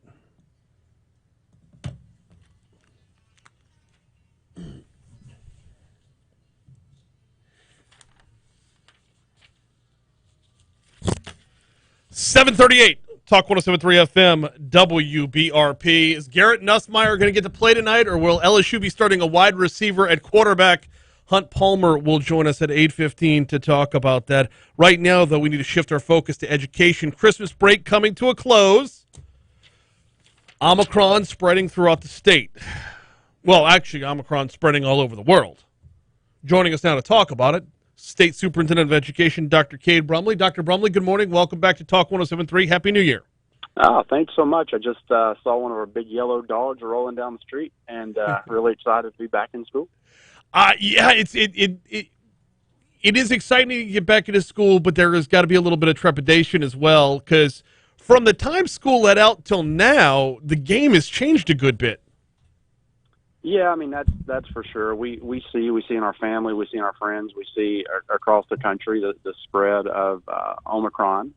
Fortunately, just looking at reports, it doesn't seem to be as significant as some of the other variants in terms of illness. Yes. However, it does seem to be more contagious. So school systems know some of the mitigation factors that can be employed within their local systems, and local communities need to weigh various risks and make decisions. But what we know is that we know that our kids need to be in school, and they need to be in school in person, and so we need to make sure that we're doing that across the state, and that's our intent. Where does the state superintendent of education's office come down when it comes to masking? Because what we're seeing it all over the place, right? Here in East Baton Rouge Parish alone, you got EBR schools where masks are going to be required. However, within Catholic schools inside EBR, it's optional. I believe Ascension Parish is going to be optional as well. Do y'all have a firm stance one way or the other? Is it going to be based off of how bad COVID is in any particular area? Or is it, look, we trust y'all to do your own thing? Well, we took the position when there was an executive order from the governor's office that that was what we would use, and so systems across the state, so long as there was an executive order of the governor, used that and followed that. But our position all along has been local control around this decision, allowing local communities to sort through all the information and make decisions in the best interest of their kids.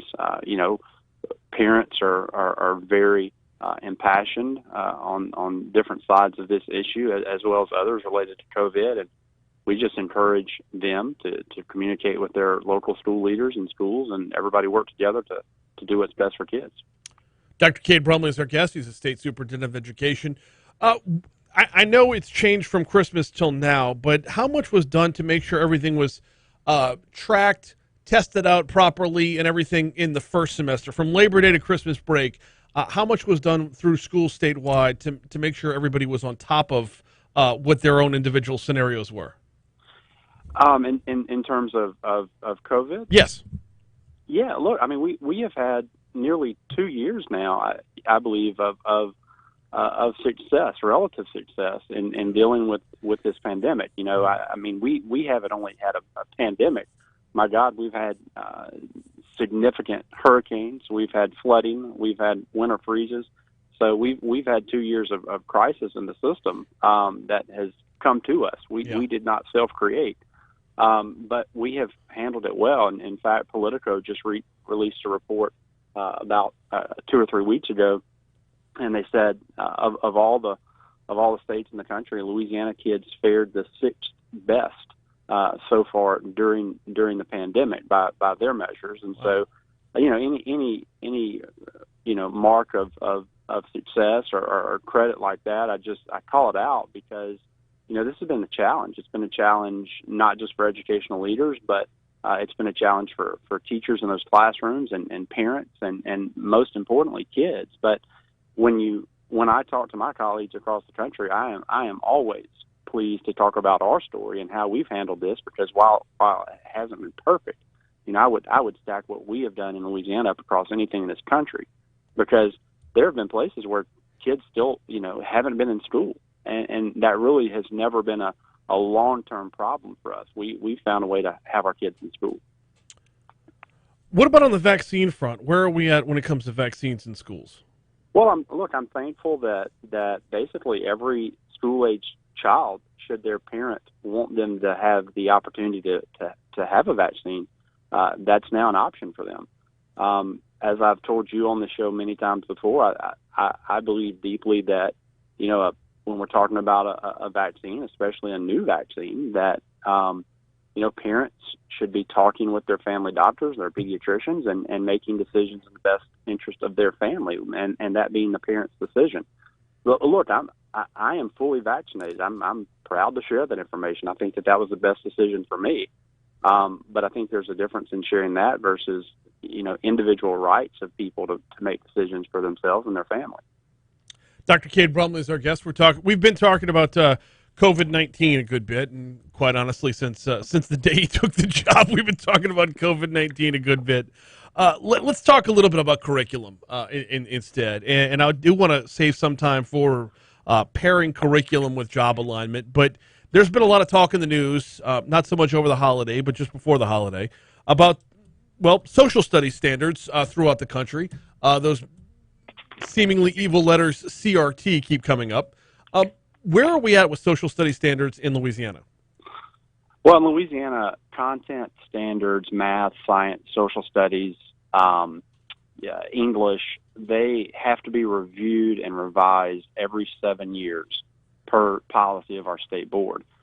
For social studies, we're actually, I believe, 4 years behind. Oh, wow. And I know why, because this is hard, and it's people get very emotional about how this happens, and people have different views about how this should happen. But it's also really important. I think it's one of the things that is not talked about a lot. We have talked about over the last year a good bit about the status of reading levels across our state and how those aren't good enough and how we have to do better there. But the lowest numbers that we have in terms of kids being proficient in a content area is in social studies in our state. So our percent proficient of our kids is much higher in English and math than it is in social studies. And I just think that's a shame, and I think it's an opportunity for us to do better. Last December, a year ago, really before a lot of the CRT debate even began, we embarked on a process to visit our social studies standards and think about how we could improve them, how we could make them more rigorous, how we could make them more coherent in terms of telling a story of America, a story of Louisiana in a way that made sense across the time span, incorporated multiple historical perspectives. And so we began that process. And so a working group of teachers and community members built a draft set of standards that went to a steering committee. That was separate and apart from our Department of Education. We just facilitated that process. Once we got those draft standards, we put those up for public comment for 2 months. So for the months of October and December, and we announced this and we publicized this, we asked our public to go in and look at those draft standards and weigh in. And we had nearly 400 individuals across the state go in and weigh in on those standards and offer, well over 1,000 public comments on those standards. And so what I believe is if our public took time to go in and give commentary on those standards, I need to take time to review those, and our team does. And so that's what we've been doing, and our hope is within the next few months, we'll take forward a set of standards to our state board that ultimately will be adopted. I hesitate to reference a coach who's already been let go, but Ed Ogeron would always say, block out the noise. When it comes to something like social studies standards, how do you block out the noise locally to keep it within state, within our own realm, or within our own silo, and ignore, to the best of your ability, the national conversation? How do you keep that from seeping its way in?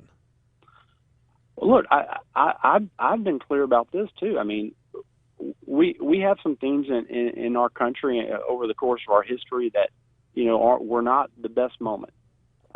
When we're talking about things such as slavery, or when we're talking about things like the Trail of Tears, and I won't get into all those different aspects, but one of the great things about our country is that we're willing to talk about those things. We're willing to address those things, and we need to make sure that our kids know the whole story of our state, the whole story of our country from everyone's different perspectives, and that they know that even with all of that, they live in the greatest country on the face of the earth. And not only do they need to know that, they need to know that they have a responsibility, a personal responsibility to not just sustain our democratic republic, but to improve upon it every single day. And I think we've missed the mark there over a few decades, and I want to be part of that solution. Got 90 seconds left with Dr. Cade Brumley, State Superintendent of Education. What's in store for the spring semester? Oh, wow. I mean, for one, we have to do everything that we can to keep our kids and our employees safe with this virus. We have tools in our belt, we have experiences in our belt, but we have to be fluid with the situation. Beyond that, we have the Louisiana Comeback Plan, LouisianaComeback.com. We are very aggressive in trying to make sure our kids are back in school, make sure that they are recovering any lost learning and accelerating from there. And we need to continue to make sure that our teachers get the support and resources that they need to be successful. So we're really leaned in on those areas. We think they're the right things to do.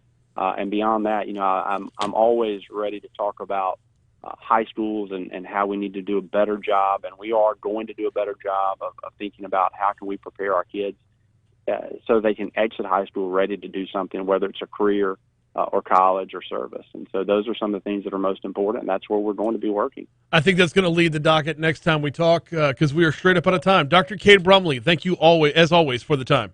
Thanks, sir. Appreciate it. We'll talk to you soon. He is Dr. Cade Brumley, State Superintendent of Education, and yeah, we're going to talk about job market next time we have him on for sure. But from the time kids went home from Christmas till now, COVID kind of led the day. All right, your money now.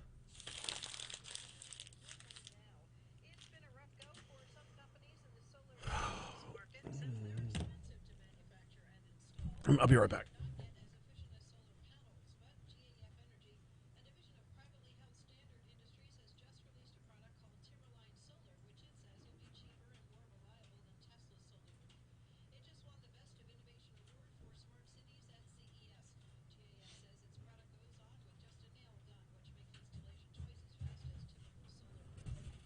All right. Yeah. Yeah. Baker Mayfield just needs to stop. He killed my fantasy last night. Nick Chubb couldn't run because Baker Mayfield couldn't throw.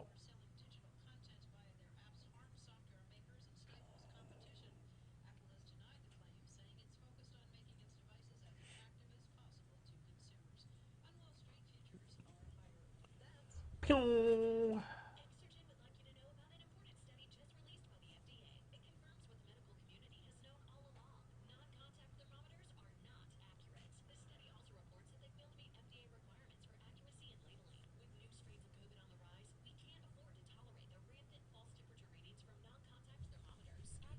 I gotta go let a guest in the door.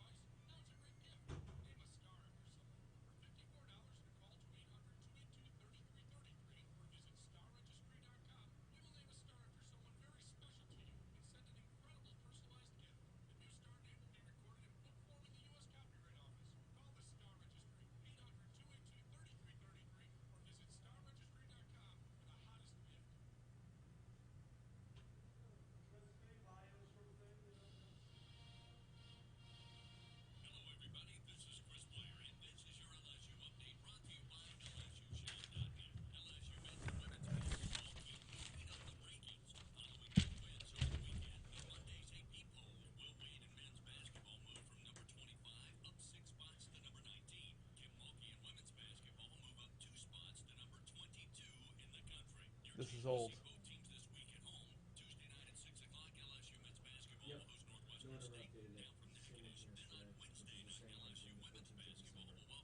How tight can we get? I need to move Hunt up a segment. How tight can we get? There's not much on the same history anyway. All right, let's keep it like.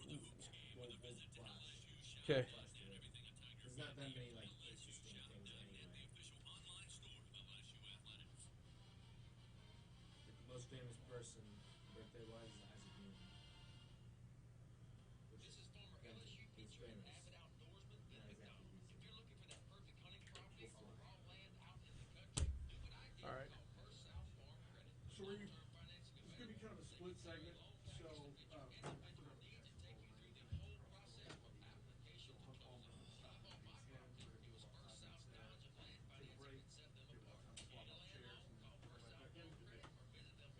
Thank you. Yes. Yes. Very good Christmas. Very good New Year. How about y'all?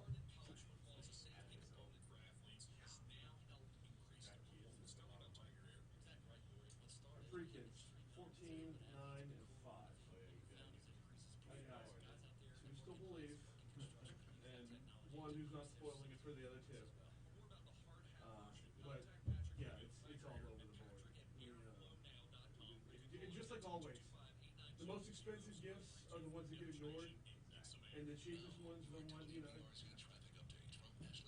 5-year-old got an $80 Lego set, which is sitting all over a coffee table in the playroom.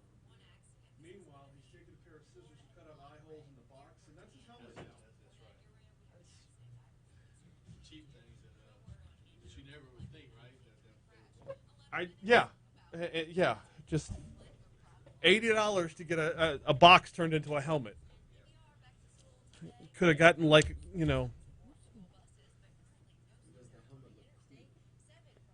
Oh, the helmet looks super cool. I'm gonna let him spray paint it.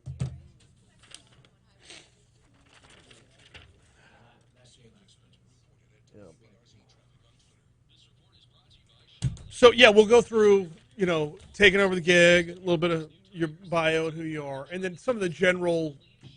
I mean, what is it? 3 stories at BRZ right now. Well, some of them are St. George, but just some of the general warnings like space heaters.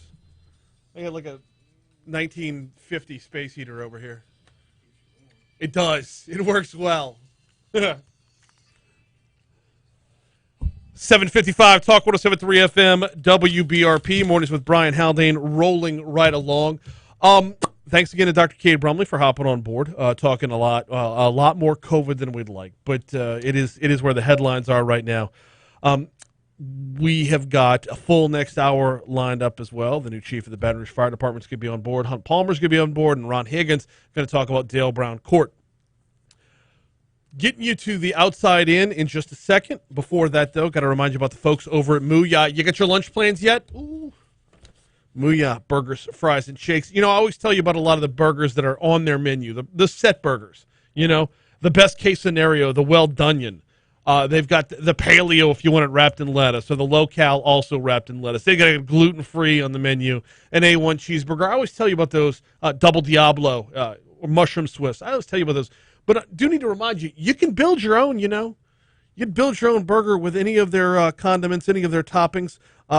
Build it to your liking. If you don't like what they've got to offer, build your own burger. You're still going to get the same fresh ingredients, the same fresh baked potato bun, the same certified Angus burger, and oh, by the way, grab a milkshake before you head out. Both locations of Mooyah, burgers, fries, and shakes. You're going to find them on Segan, just north of Industrialplex. You're going to find them on Bluebonnet at Highland Road.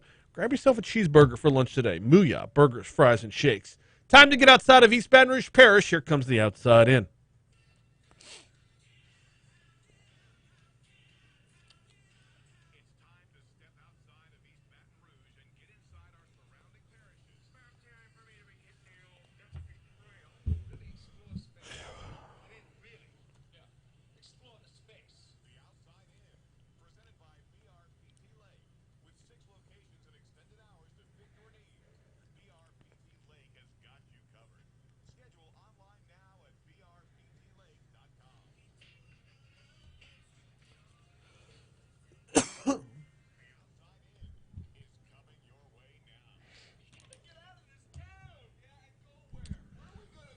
Livingston Parish is where we begin today's whip around coverage. An Albany Reserve officer was arrested and fired Monday after a woman told authorities she accepted a ride from a uniformed officer riding in his personal vehicle who touched her inappropriately. Livingston Parish Sheriff's Department said 71-year-old Thomas Cutry Jr. was arrested after the woman's report on January 2nd. Cutry Jr. was booked on charges of sexual battery and malfeasance in office. Next stop, Iberville Parish, where the ongoing broadband expansion will continue well into this year, according to Gross-Tet's mayor. A groundbreaking ceremony last March paved the way for the installation of underground lines for fiber optic cable, bringing high-speed internet services to residents throughout the area. The lines for the 100-megabyte fiber optic internet will provide service for Gross-Tet, Rosedale, Rama, and Blue Bayou. Contractors say the addition of the fiber optic high-speed internet can increase property value by up to $10,000 per home. Here we go. Down in New Orleans. The vaccine mandate for children went into effect yesterday. Children aged 5 to 11 must show proof of vaccination or a negative COVID test to enter restaurants and other businesses. Dr. Mark Klein, Chief Medical Officer at Children's Hospital in New Orleans, says he worries how many children will be affected by the ever-spreading Omicron variant. Quote, "We've seen what Delta and now Omicron can do to the children," Klein said. "We know they're at risk for serious disease and even death." Yes, 18 out of the more than 130,000 who have contracted COVID. 0.00013%. Klein says a low vaccine rate among New Orleans children may boil down to just misinformation, which, you know, misinformation. You got to have the right information. Like when we talked to Baton Rouge General earlier today, where we learned that just 22% of the people in Baton Rouge General with COVID-19 are under the age of 50, much less children. That's the Outside In. It's presented by BRPT Lake. BRPTLake.com. Check them out online. Get back to being your best you physically with Baton Rouge Physical Therapy. Going to take a quick break for news. Hour 3 is coming your way next. Protect your retirement. Visit safemoneyplan.net after 8 o'clock. WBRP, Baker, Baton Rouge, 98.1 HD3, Talk 107.3 FM.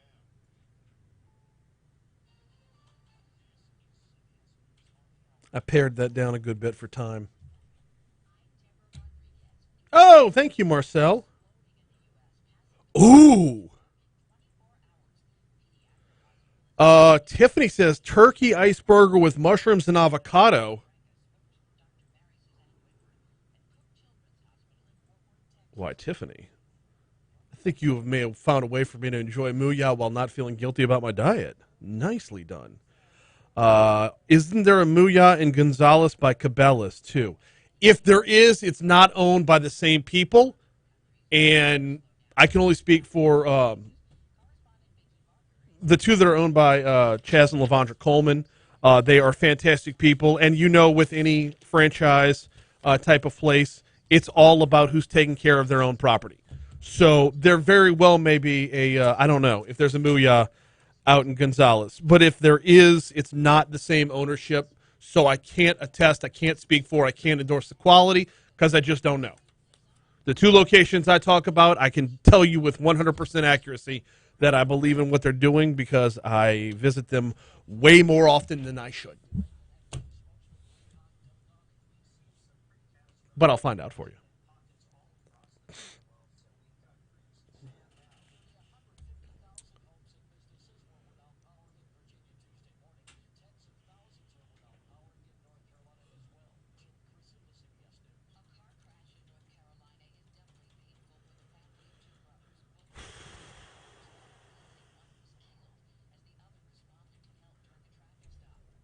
Oh, I really want to get into this topic.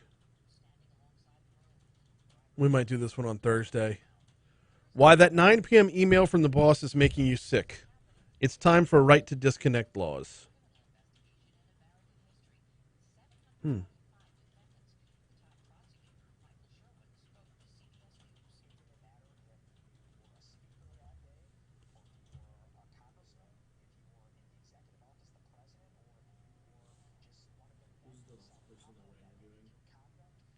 Ron Higgins. I don't know who he's with.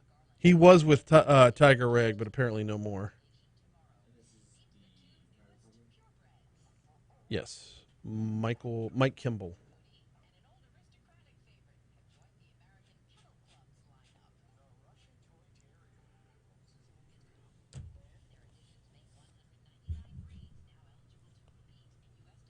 I don't know any of these people.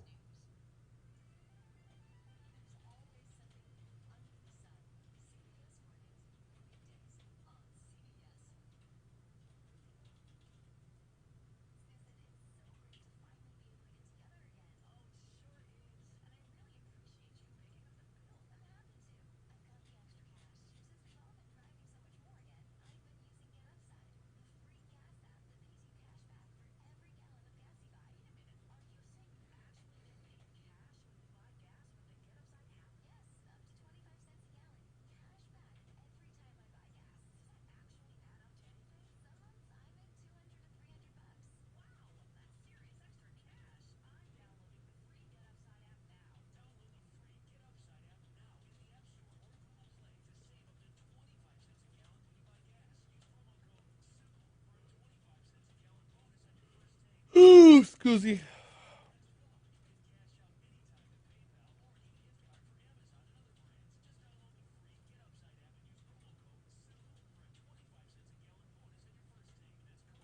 Who is this? Oh, Lord.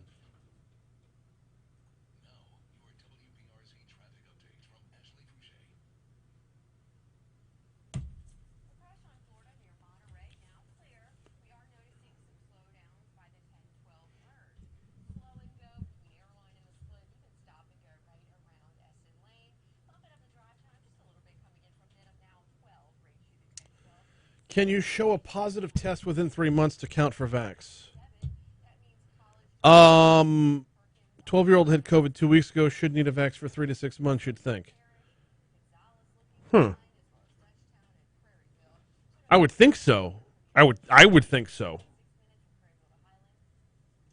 So I went ahead and got myself boosted yesterday in spite of my own protestations.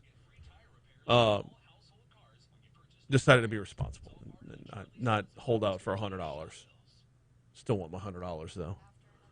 Anyway, got myself boosted yesterday. They didn't test. They didn't ask. They didn't are you here to get your booster? Okay, boop, there you go. Boosted. We were going to get the kids their second shot. The 9-year-old and the 5-year-old. We were going to get them their second shot. So Christy and I got our boost. Did you have to get it through a drive-thru, or did you? Nah, we went over to the Baton Rouge Clinic's urgent care. Ah, okay. Formerly the Ryan Steakhouse on on Perkins. Former steakhouse. Yeah. Love that for you. I mean, not just any steakhouse, a Ryan Steakhouse. Would you say getting vaccinations there were rare? No, it's a machine. Get it? Oh, Rare jeez. steakhouse. That was not well done.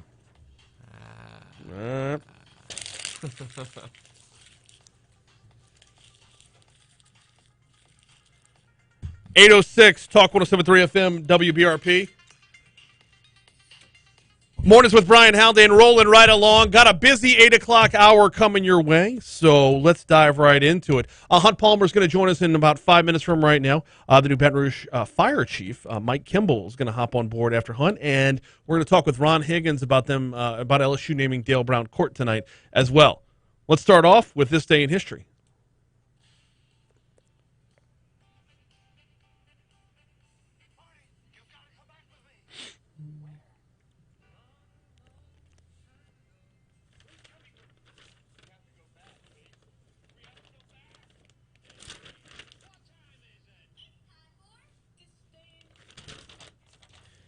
Good morning, everyone. Hope you're having a great day so far. Starting things off in 1847, Samuel Colt sells his first revolver pistol to the United States government. Like it. That went somewhere. It did. In fact, it did. 1863, four-wheeled roller skates patented by James Plimpton of New York. Yeah. 1986, NCAA basketball's David Robinson blocks a record 14 shots. Met him. You have? Yeah, he did a youth basketball clinic when I was a kid. Huh. Yeah, it was fun. Youth education through sports was what it was called. What a bizarre He's a big guy. Yeah, he's pretty tall. I mean, 7 feet is no slouch. Give or take. Yep. 2000, American businessman and investor Mark Cuban purchases a majority stake in the Dallas Mavericks NBA franchise for $285 million. All right. Same day, same year, a day after accepting the head coaching position at the New York Jets, Bill Belichick resigns and moves to the New England Patriots. Okay. That's hilarious. That is, actually. 2010, the Burj Khalifa, world's tallest building at 829.8 meters, which is about 2,722 feet, officially opens in Dubai. What year was this? 2010. Okay. You going chronologically? Yes. Can we dial back to 2004? Can we? Yes, we can. In the 6th BCS National Championship game in Louisiana Superdome, your LSU Fighting Tigers defeat Oklahoma 21-14. Very, very nice. That's all the events. Let's get right down to the birthdays. First up, Isaac Newton. He was born on this day in 1643. Happy birthday to him. Yep. Derrick Henry. Dude carried my fantasy franchise for about the first About 7 3 weeks. Yeah. And then he didn't. Happy birthday to him, though. And then finally, Tony Cruz, Real Madrid midfielder, one of the best in the world. He turns 32. You got any birthdays for me? No, I had, you know what, since Hunt's coming up next, former Cubs third baseman Chris Bryant's birthday today. Very nice. Then we got no deaths to mention. Let's talk about holidays. Nope, no, sir, no. No? No. Why not? This day in 2015, Stuart Scott of ESPN passed away. Died of cancer at 49 years old. My apologies. That's all right. Holidays. National Spaghetti Day is What? national. It's, yeah. All right. It's also National Trivia Day. Well, and there's your trivia, is that it's Spaghetti Day. Yes. World Braille Day, and finally, World Hypnotism Day. Okay. And that is this day in history. We're going to keep it right here. Normally we would break after this segment and come back, but we're going to bring in Hunt Palmer. He's the co-host of Hunt and Hill. He is also the co-host of the pre- and post-game show on LSU Sports Radio Network, which means he's going to have a busy and late night tonight. Hunt, welcome aboard. How are you? I'm doing all right. It's going to be a long day. It's going to be a long day. You know, I've already determined. I've told the wife I'm not coming home tonight. I just, for the time it takes to drive from LSU out to Sherwood and then back, rather than lose, like, I'm only going to have like an hour and a half between the end of the post game and me getting up. So just come back here and like make a little pallet on the floor. I've enjoyed my conversations with the Texas Bowl people. We've had the executive director on a couple of times. He's a great guy. David Fletcher. The 8 o'clock kickoff time on a Tuesday, we got to do better than that. Isn't this the that's no only good. bowl game of the day? Yeah, there's only 2 games left, LSU and then Right. in the national So championship game. why 8 p.m.? It's a poor decision. I cannot endorse the play. No. I mean, Especially when you consider that LSU's bringing, 40 guys? Or has brought 40 right guys? About 40 scholarship players. It is a mass unit. There are teams that have certainly decided not to play with more guys in this bowl season, but LSU's going to give it a go, it sounds like. So I'm actually one of the few people who's completely digging this. I love the idea that guys who are never going to get a chance to play now have stories to tell their kids and grandkids. Yeah, I mean, it's going to be an opportunity for a lot of guys, especially in the secondary where LSU doesn't have their top 5 guys from the start of the season. And then we'll see what they do at quarterback. That's probably the most interesting thing because they don't really have one, right? Unless Garrett Nussmeier's gotten a waiver. To my knowledge, I'm hearing that's a no-go. Yeah, so am I. Yeah. So I think there's some smoke screens going. I think Jontre Kirkland's going to be the quarterback, and just a little precursor to my show today, I think there's a lot of people who go, how cool, they'll snap it to the wide receiver and he'll run around. It doesn't really work like that. It's probably going to be really ugly because there's a reason he doesn't play quarterback. So there are a couple of preferred walk-ons at quarterback as well, and we're not talking about playing a real defense. We're talking about playing a Big 12 defense. So, could it be everybody who's ever played quarterback ever gets a series? It's probably not going to be that, but I do think that Jontre Kirkland, there will be a package for him. It will involve a lot of read option, and he can take a shot if you can get Malik Neighbors out there, or Jack Besh, and they bring everybody up to try to stop Jontre running, and he can throw up a one-on-one. Maybe you can make a big play, but it's not going to be the most crisp, efficient offense you ever saw. No, and nobody's expecting it. We kind of want the garbage as well. I mean, I want busted plays that go for 30, 40 yards, something where you could tell something terribly went wrong, and yet somehow something springs out of it. Taysom Hill does a lot of that. Yes, for the Saints. He does. And it's going to look like that with a little less polish. Maybe a little more like how Bo Nix looked against LSU, after he's been hit 3 or 4 times and then the play happens. So other than Jontre Kirkland, who is out there? So you're missing Ty Davis-Price as your starting running back, and you're missing, obviously, Kayshon Boutte, who's your number 1 wide receiver. Deion Smith, another wide receiver, has moved on as well. You do have your offensive line, all 5 guys that they, at this point in the season, thought they would have with Cam Wire and Jason Hines and Ed Ingram and Liam Shanahan and Austin Deculus. That's a good starting point. We've had that unit's been a mash unit all year long. Now, they don't have much depth there if somebody goes down because they've had some grade casualties and some other things that won't allow for some backups to play. But they do have their front 5. So it's going to be probably Jontre Kirkland, maybe Matt O'Dowd, and then you're going to be handing off to Corey Kiner. And I don't know if Armani Goodwin's going to play or not. At this point, it's kind of a crapshoot as to who's in and who's out. Well, what about Williams at running back as well? Is he in too? I think he's ready to go and would play. But again, it's just one of those deals where we follow this thing as closely as anybody. At this point, they've closed practice. They've thrown a depth chart at us, but we don't really know. They've got somewhere in the neighborhood of 40 guys. Kind of, if you're looking at your TV screen, you see somebody, they're available. If you don't, they're probably not. That's about as much as I could do for you. So we don't know much about LSU. What do we do? Which is so weird to say. It just sounds stupid saying it out loud. We don't know much about LSU. But what do we know about Kansas State? Kansas State finished their season with a couple losses, a little bit of a disappointing go. They've got a quarterback, Skylar Thompson, who is starting his 40th college game. He's a good athlete and a pretty good passer, but their offense is going to run through Deuce Vaughn, who is their running back, who is an All-American. He is about 5'8", and he is a shifty little man. And he is tough to deal with. They will get him the ball in the air. They will hand it to him, and he is tough to tackle, especially if you're LSU and you don't have your 2 starters in Neil Farrell and a bunch of guys on the defensive front and your 2 linebackers that you've depended on all year, Damone Clark and Micah Baskerville. They're not playing either. So LSU's defense is down probably in the neighborhood of 9 starters from August. Just go get them, boys. It's going to be so much fun. Now, one more thing before we get you out of here. Actually, 2 more things before I get you out of here. The first of which is, if anybody's looking for an inkling of what they can expect from Brian Kelly, has he had any input throughout these practices and this process? Because there are a lot of folks that very early on said you don't want to waste this practice time, but if you're having the practice time, should it be just as much dedicated to starting next year? Yeah, probably not. It's not his staff, and he's had to put together a staff and recruit. Brad Davis, Jake Peets, and Durante Jones have kind of had this, and this is their game. Brian Kelly will be there. I would imagine he'll either be in a suite with Scott Woodward, or Woodward's usually on the sideline. He'll be on the sideline with no headset, down by the end zone. He won't be involved in this very much, and when this thing finishes up around 1 o'clock in the morning, it'll officially be his go time. we'll see who stays, who goes, and he'll start putting his roster together with that new staff he's assembled. But tonight, very little input, if any. Your quick takeaways on the new staff.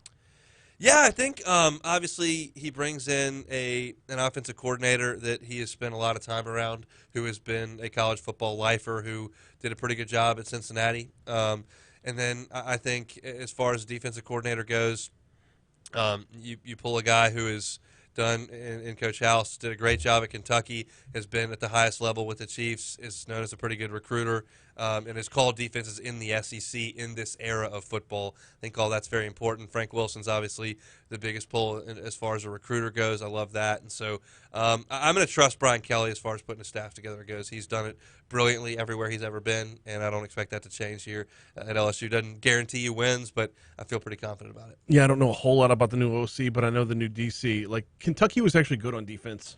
Top 10 in the country. Yeah, in 2017 and 2018. So looking forward to it.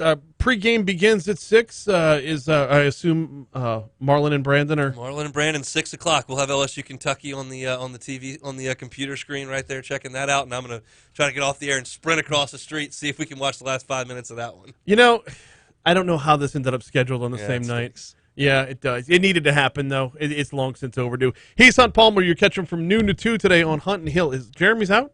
Jeremy is out this week, so just me this week. All right. It's Hunt and Hunt over on 104.5 ESPN, and then tonight on Eagle 98.1. Appreciate you, man. All right, Brian. See you. Quick break. Coming back. Let's talk with the new Baton Rouge Fire Chief next. Thank you, man.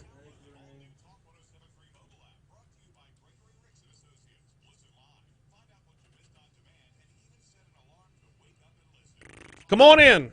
Yep. Do you go by Mike or Michael? Michael. Okay. Just making sure. Where is the Advocate article? There it is.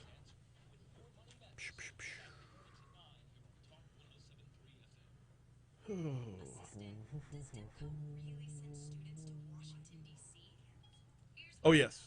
Cameras and mics on YouTube all the time. So.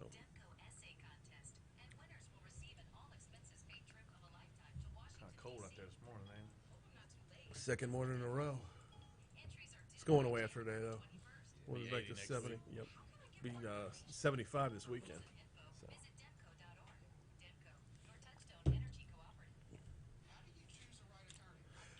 So I actually know another. I think I've talked to you about this before. Another Michael Kimball, Mike Kimball. Yeah.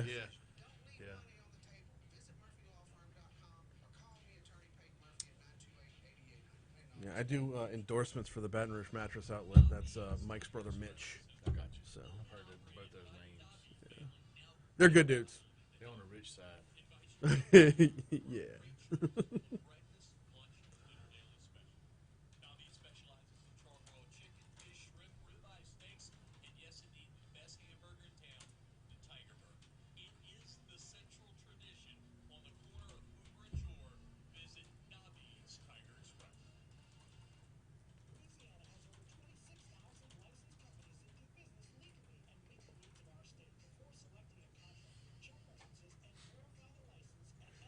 What time you get off? So you finish your show at what, 10? I'll finish my show at 9, and then post-production editing stuff. That'll be till 10, and then I'm also the program director, so I got to pick up all the administration stuff. So on a good day, my work day ends around 1, which even when the work day's over, I'm still booking the next day's show. Sure. So That's a good thing. yeah, And what time do you get about? I walk through the front door at 4:30. It's a long day. Although, well, yes, it is. Although things have changed a little bit because my daughter made the powerlifting team at St. Joseph's Academy. Congratulations. So thanks. It's fun. She's never done this before, but the practices are at 6 a.m. at Catholic High. So it doesn't make sense for my wife to drive all the way down, all the way back to get the other 2 kids. So I've just kind of shifted up my day to. So I'll get here at 5:30 on the day she has practice. There you go. Which actually allows me to sleep in a little bit. There you go. It's true. Is this right?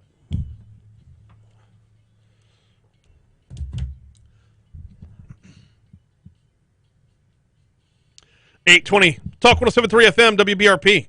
Mornings with Brian Haldane rolling right along. Hour 3 rolling right along. So just before Christmas, the announcement was made that Baton Rouge was getting a new fire chief. The previous fire chief stepping down, and it was announced, I want to say, a week before Christmas? 23rd. 23rd. That 2 days before Christmas. Michael Kimball is the new fire chief, and he joins us now. Michael, welcome aboard. How are you, sir? Good morning, sir. Thank you for letting us come be a part of y'all show. No, absolutely. Love having y'all on. Love talking with the Baton Rouge Fire Department, especially around this time of year. We'll get into that in a little bit.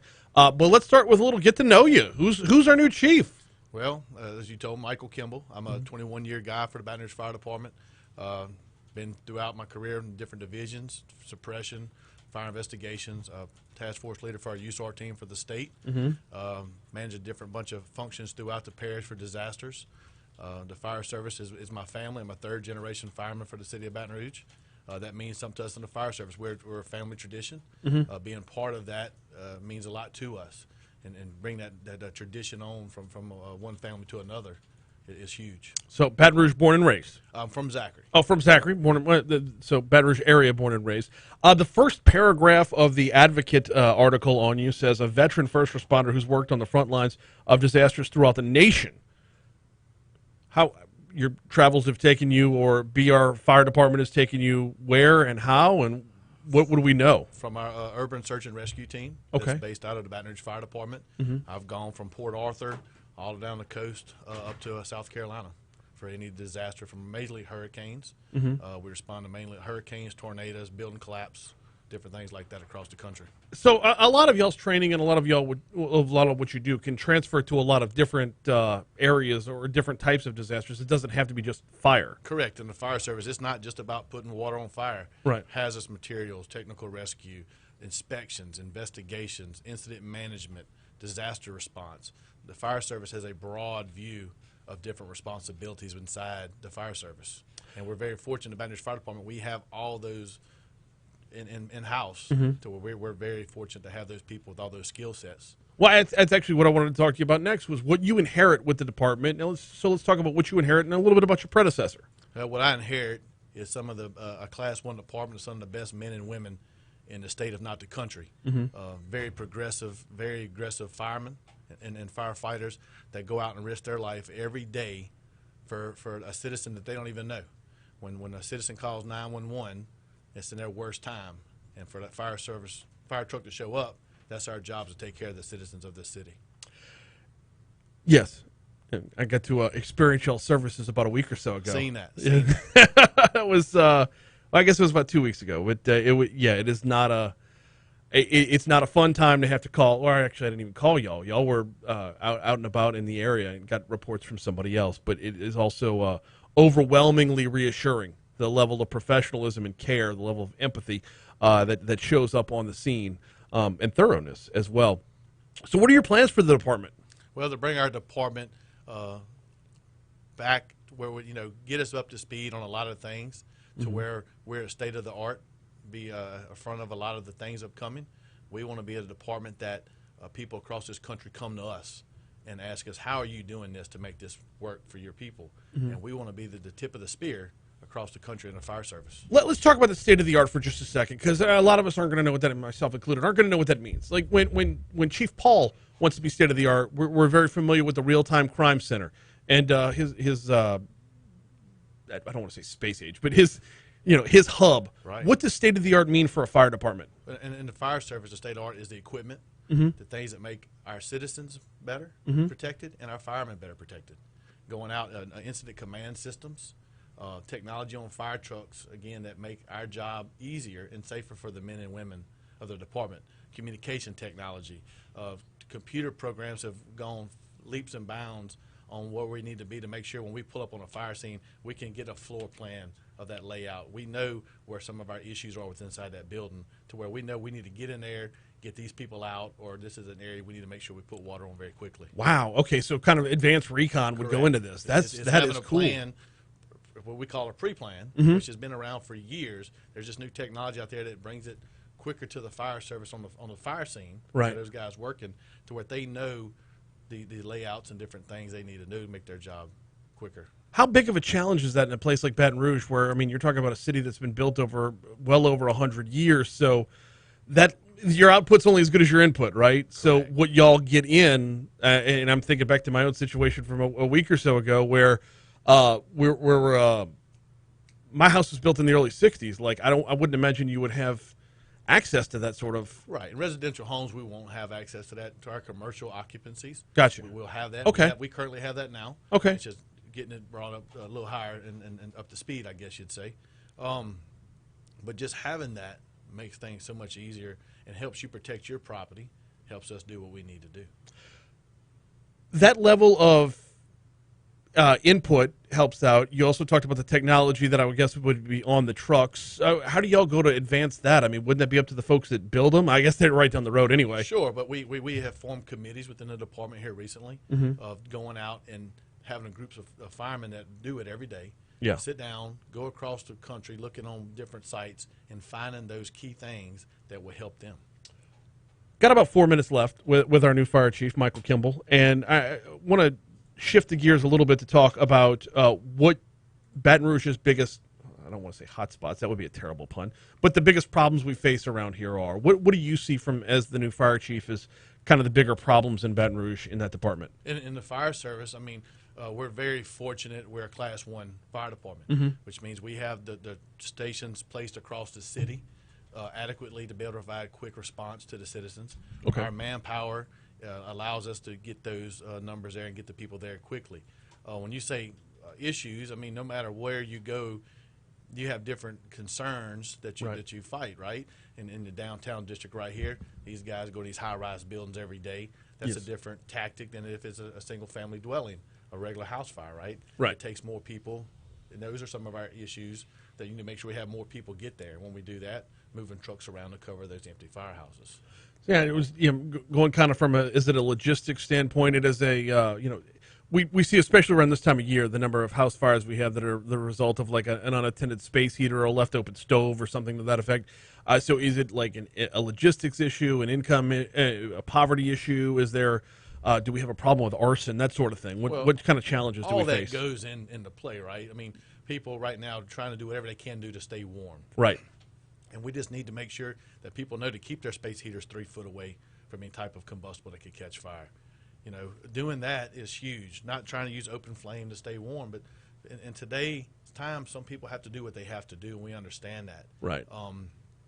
Smoke detectors is a huge thing. Yes. Smoke detector saves lives, and we have made a couple push across the state of helping people get smoke detectors.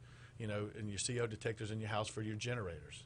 That's huge. With people using natural gas heaters, have that in place will help save lives also. Fire Chief Michael Kimball is our guest. Before we get you out of here, I want to cover one or two more things. What has your experience been like thus far? I know it's just been a holiday after a holiday so far, but how's the job treating you? Great. I have a great group of people behind me and supporting me within our fire service through the mayor's office, council members, people of the community. Having those people behind me has been awesome, and it's been a fast-paced race, I guess you'd say, wanting to hit the ground running. And the holidays, we've had some time as a small group to reflect on some things, and this is our first week on the ground, and we're making some moves. What do you need from the community? You kind of hinted at it, I'm sure, with the smoke detectors, but what do you need from the community? Just support from the community. They've always supported our fire department. The fire department is loved by everybody in the city of Baton Rouge. Just keep supporting us. And we're here to support the city in whatever aspects they need. Just let us know. He is our new fire chief, Michael Kimball. Welcome aboard, sir. Just best of luck in the new gig. And, the door is always open around here for you. Thank you, sir. Appreciate it. Absolutely. We are coming up on our news here in just a little bit. Before we get to that news, I do have to remind you about the folks over at Baton Rouge Physical Therapy. They bring you the outside in every single day, because that's where you'll find them. You'll find them in East Baton Rouge, but you will also find the folks over at Baton Rouge Physical Therapy in Ascension Parish and Livingston Parish as well. And on top of that, you will have found them for some time. They've been around for more than 60 years now. They know how to get to the root of your problems. They know how to make sure you're treated like family. They know how to work through your levels of comfort and discomfort when it comes to treating your pain. And I'm not just talking about recovering from a major accident or injury. I'm talking about those nagging pains that drag us down on a day-to-day basis. For those of us who lift with our back or are hunched over a computer all day long, you know who you are. Give them a call, 917-9185. 917-9185, or check them out online at brptlake.com. brptlake.com is the website. Like I said, 6 locations throughout the greater Baton Rouge area. Go to the website to find the location nearest you, then give them a call for your complimentary screening. Get back to being your best you physically with Baton Rouge Physical Therapy. All right, we are due up for news. Take a quick break for news, traffic, weather. When we come back, Ron Higgins, longtime sports journalist in Baton Rouge, Ron Higgins is going to join us tonight at halftime of the LSU-Kentucky game. They will officially name the court in the Maravich Assembly Center Dale Brown Court. Long overdue. We're talking about it next here on Talk 107.3. Thank you very much. No, greatly appreciate it. And thank you. Yeah, no, thank you. You already have. The guys who were at our house, which was an overwhelming number of trucks, it felt like there were no other trucks anywhere in Baton Rouge because it was all lined up because we live on a corner. Oh, neighbors come over. It was great. It was. That's one of those times where when the neighbors come out, it's like for a good reason, you know. But gave my son a little stuffed Dalmatian, and New Year's Eve we had to travel for some relatives, and sure enough, when we're like, pick your lovies that you're bringing, he's like, I mean, not very creative with the names. He just calls it Fire Dog. So Fire Dog's coming with us. Okay. So bring him by a fire station. I mean, whatever. Oh, so my 9-year-old was like, you're enjoying this too much. This is an emergency. You're enjoying this way too much. Everybody loves firemen. Yep. All of us dream about doing it, and then some of us get the great opportunity of doing it. Yeah. So, thank you, man. All right. Thank y'all. Doors always open, too.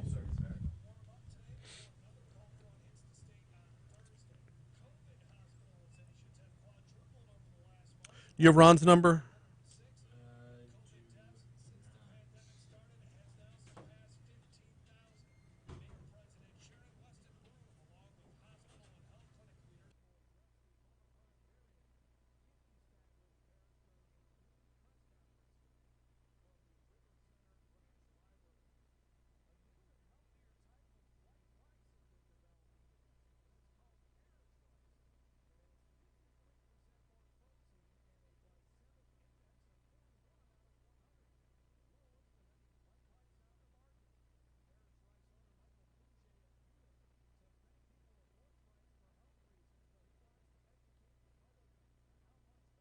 Now give it a minute, but once you do get him, let me ask him who he's with.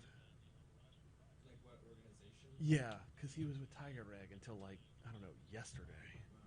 Yeah.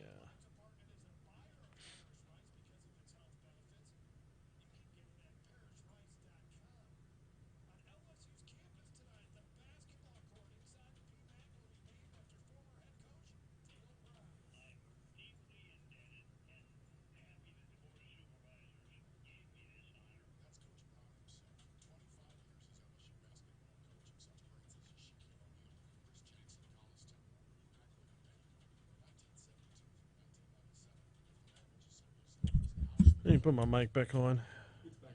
All right. Why can't I still can't go live on TikTok? That sucks.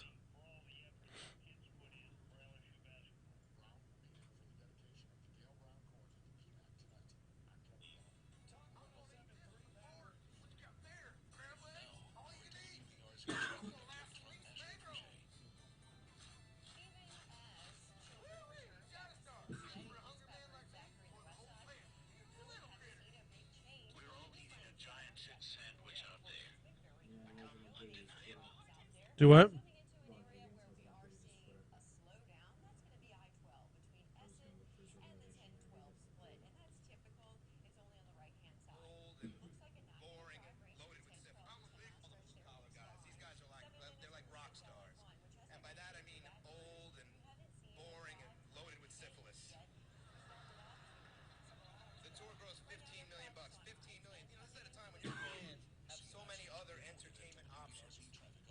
They could have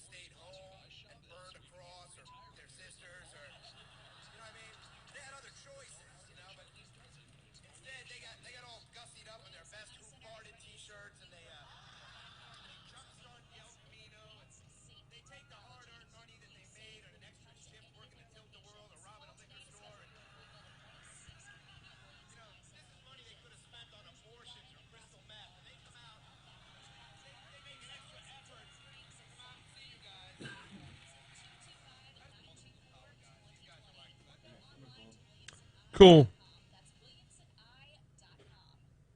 This is former LSU pitcher and avid outdoorsman Ben McDonald. If you're looking for that perfect hunting property or raw land out in the country, do what I did and call First South Farm Credit. With long-term financing available, they can tailor a loan package to fit your individual needs and take you through the whole process from application. Hi, this is Ron Higgins. When I bought my property, it was First South Doing well. Dollars This is land Top 173. financing You doing all right today? apart. If you need a land loan, call First South Wonderful. Farm Credit. We're going to get you on live in just a couple minutes. You getting ready for us?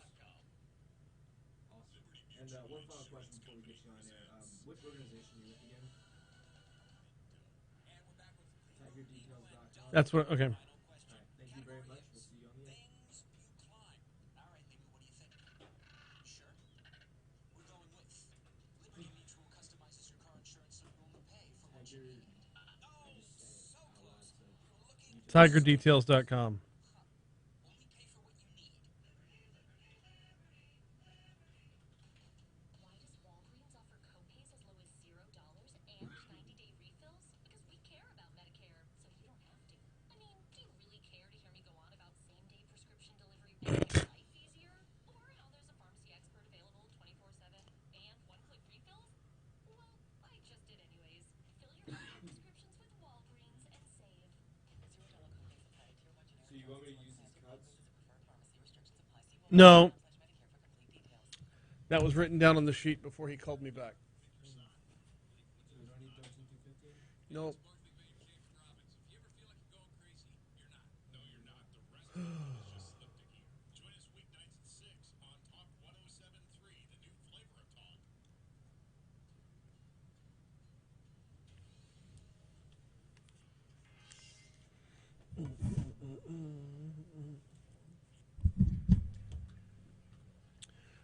talk.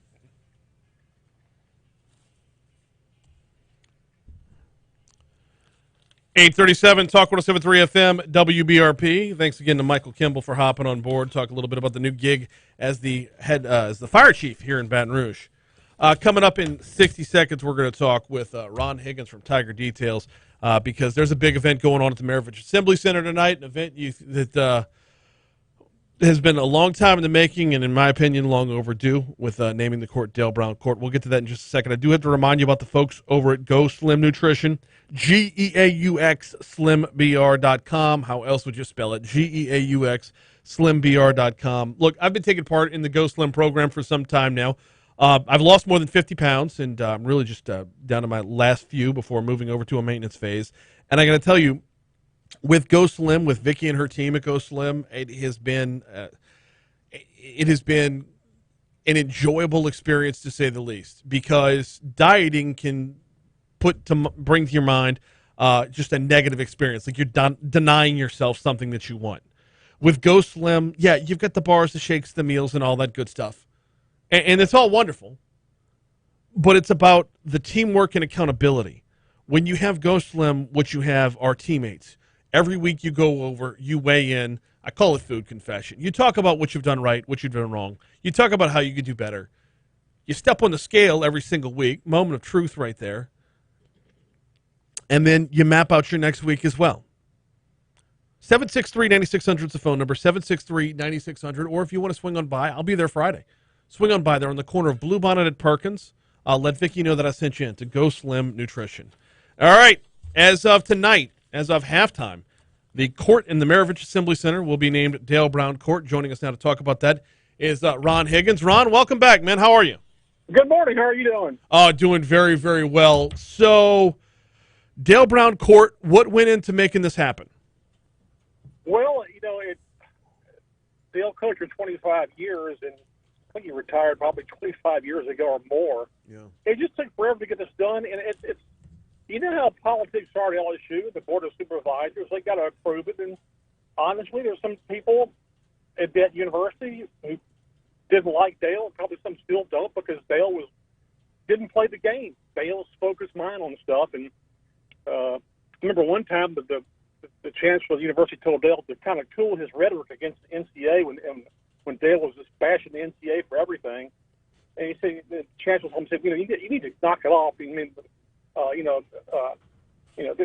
they're investigating our football program, and we need to kind of cool that. And Dale said, I'm not backing off. That's your problem. Stuff like that probably delayed this, but honestly, this finally got done. I truly believe because Collis Temple, one of Dale's players, who played his last 2 years at LSU under Dale, the first African American player in LSU history, was placed on the board of supervisors a year or two ago, and I believe Collis, pushed this through. I think he was the key guy for this. A lot of us in the media had pushed for it, but that doesn't get a lot of traction a lot of times, and I think Collis being on the board really helped. Absolutely, and it's going to happen tonight at halftime, which is going to be weird because they're going to play a half of basketball before it happens. So do you know how this plays out? Like, we're going to see it before they make it official? I think they know. I'm also going to do some pregame stuff, too. I mean, it has to be on the court. I mean, at the start of the game, you can't cover it up and play over it. Right. They may do some pregame stuff, maybe, or they may reveal it before, Dale, comes down and speaks. I know a lot of his former players will be there. They're very excited about this. Anybody who's ever dealt with Dale Brown over the years feels good about this. Dale and I still talk every couple of weeks. He'll call me out of the clear blue. He's big on trivia, basketball trivia. We try to stump each other. And Dale, he still, stays in touch with all of his former players. I mean, it didn't matter if you were a starter or a bench warmer. If he knows where you are and has your phone number, he's going to call you and check on you, see how you're doing. That's just him. Yeah, an absolutely amazing guy, an amazing ambassador for the sport, an amazing coach. You've been around the sports media in Baton Rouge for a good bit, Ron. What are a few of your give me one or two of your favorite Dale Brown stories? Oh, my goodness. There's so many of them. My favorite one is one year at the SEC tournament in Atlanta. LSU had to win 4 games in 4 days to win the tournament, meaning that they played on the first day. So Dale, trying to prove to his team that fatigue is a state of mind, decided he's going to stay up 24 hours a day all week, the whole time he's there. Yeah. And so one night about 3 o'clock in the morning at the tournament, I get this phone call, and it says, other said, hello. He goes, oh, Mr. Higgins, this is Mr. So-and-so at the hotel. Maintenance department. We're checking the barometric pressure in your room. Can you tell me where it is? I'm like, Dale, what are you doing? He goes, I'm downstairs wide awake. Come on down. I've invited some media people down. We're just going to sit here and talk. That's Dale. I mean, just completely unpredictable. Just makes you laugh. He just always, I've seen him. He'll fight for his players. He ran around the court in tournaments to protect Shaquille O'Neal one time after he got yanked down by Carlos Fields of Tennessee. Mm-hmm. His second year at LSU, LSU had a huge basketball fight against Vanderbilt. Carlos Temple kicked Jan Van Briedekoff and Vandy in the ribs or lung, punctured his lung because he was fighting with Wade Evans of LSU. And a former Vandy player jumped over the press table. He was sitting right in the row and tried to get in a fight. Dale ran down the court and tackled him, ripped off his vest. Dale says he didn't punch him. The guy said he punched him. But here's the kicker of that story. 40-something years later, Dale invites the guy to an LSU game, and they have a reunion of him and all the LSU players involved in the fight. Like making peace. Wow. Only Dale could think of this kind of stuff, but that's him. There's nobody like him. Will nobody ever be like him, ever. No, absolutely. And when you talk about bringing basketball to LSU, I mean, obviously Pete Maravich was here, but as far as making it an overall part of the culture, LSU is never going to be an all basketball school. That's just not the way it is. But the level of work that Coach Brown had to put into growing it to where it is now, I mean, look, I'm a child of the 80s, right? 1986 Final Four, I was 10 years old. I want to say it was 2 years later, LSU was playing in the Superdome against Georgetown. That sort of thing that sort of thing growing the sport overall, I think is also exemplary of who he was, just getting out on the road, handing out basketball nets to kids and that sort of thing. Yeah, when he got here, I mean, nobody knew who he was. Mm-hmm. And really, yeah, he would stop door to door, handing out purple and gold basketball nets in neighborhoods just to introduce himself. I mean, what coach ever did that ever in any school really? But that was Dale, and he, finally he, it took him 4 or 5 years, maybe a little bit longer than that. He had some down years, and he finally got his key recruit in Duran Macklin, and it kind of took off from there. And then he was able to do bigger and better things, schedule Georgetown in the Superdome and all the huge games he played.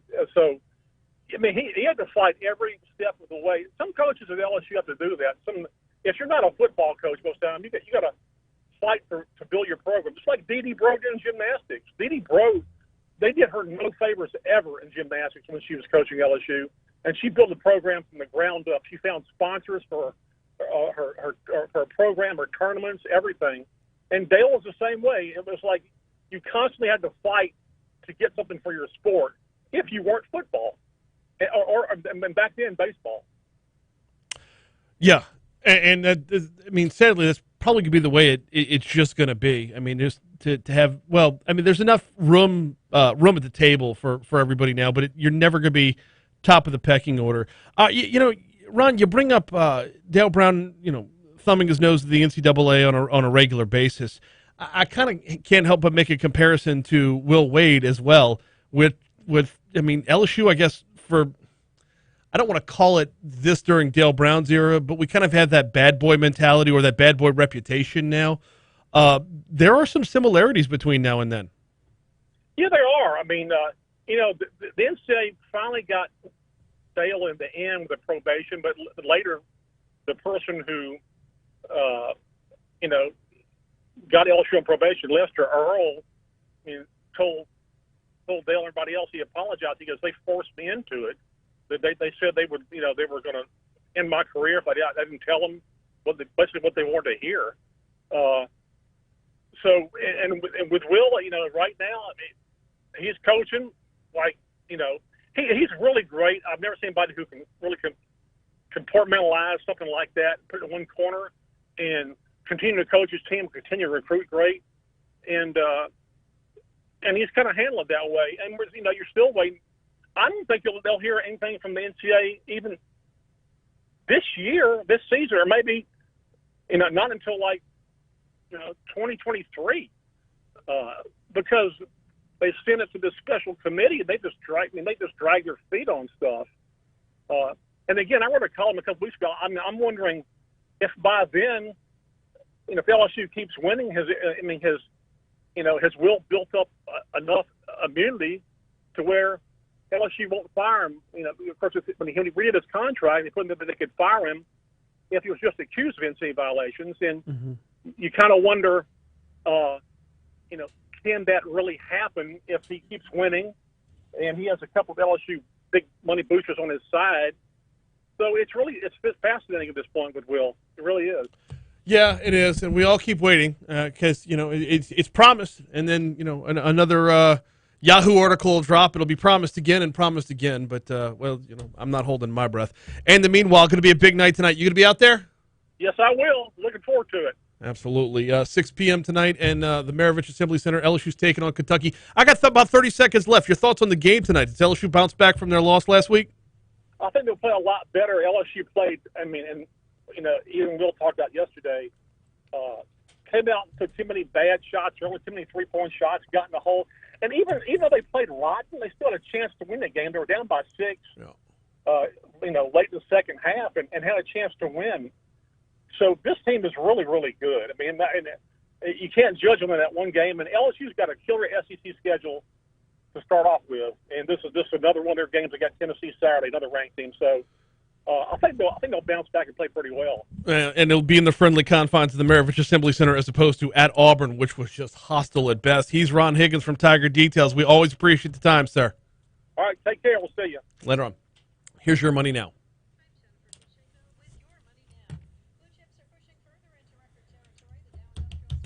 Ron was the right guy to call there.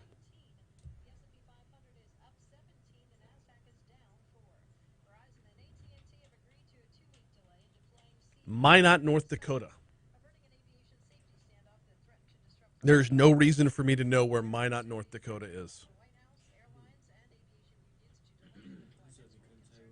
It's where Dale Brown's originally from.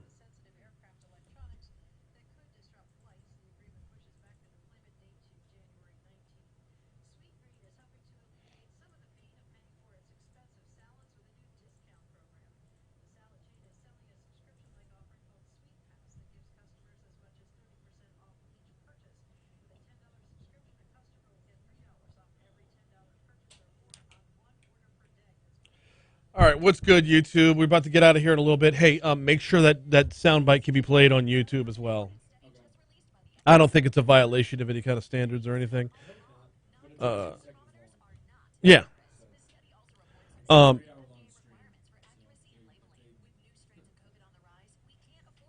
Kevin says, why is his audio so low on YouTube? Talking about the Chief. He didn't have the mic. Yeah, he was way off the mic. He sounded good through my headphones, though. That's the problem. Yeah. Have you guys ever contemplated using Spotify? For what? I mean, like, for our music, or?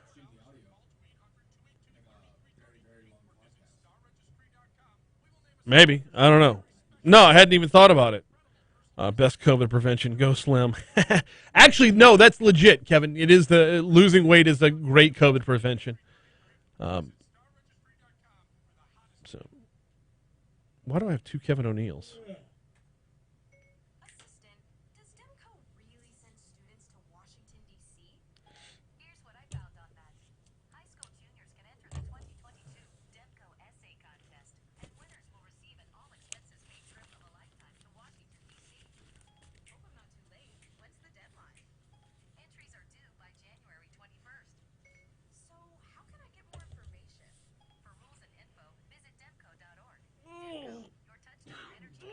Swish.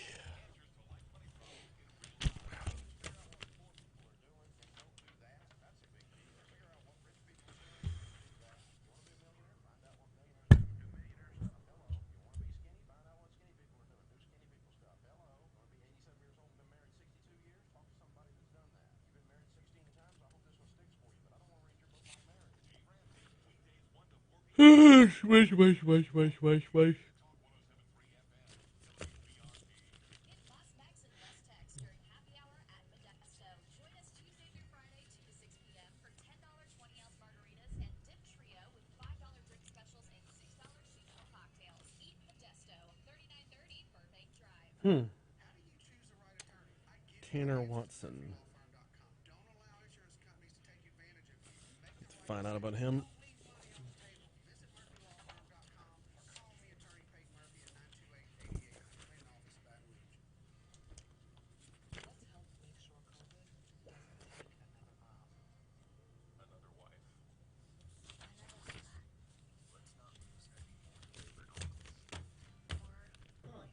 What? So when I was a kid, we went and visited my grandmother who lives here. Mm-hmm. I was in Texas, and she was taking us around the Capitol building to know together. Mm-hmm. Apparently, Dale Brown was there, and she introduced us to him. Nice. I didn't know who he was at the time. She just texted me, and you remember that? Like, I remember it, but I didn't know him. I've got so many Dale Brown stories. So, my dad used to.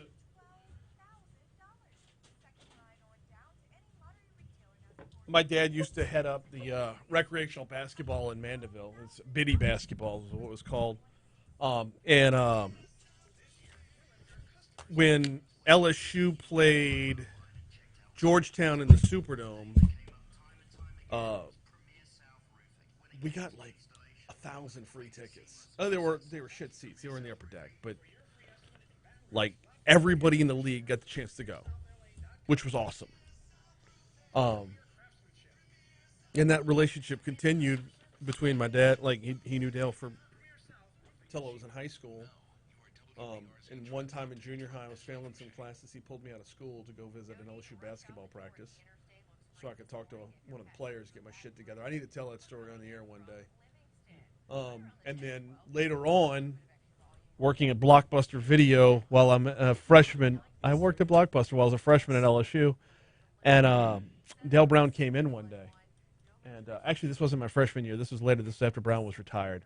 So this would have been like the second part of my sophomore year.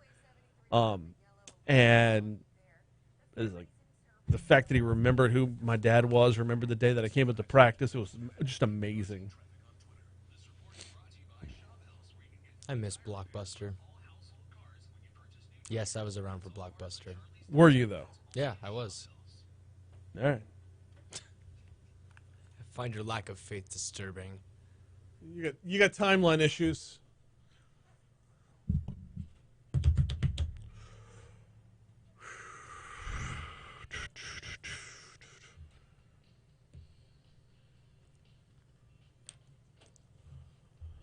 .856, Talk 107.3 FM, WBRP. One segment to go here on Mornings with Brian Haldane. Hey, thanks again to Ron Higgins from Tiger Details for talk a little bit about Dale Brown Court being unveiled tonight.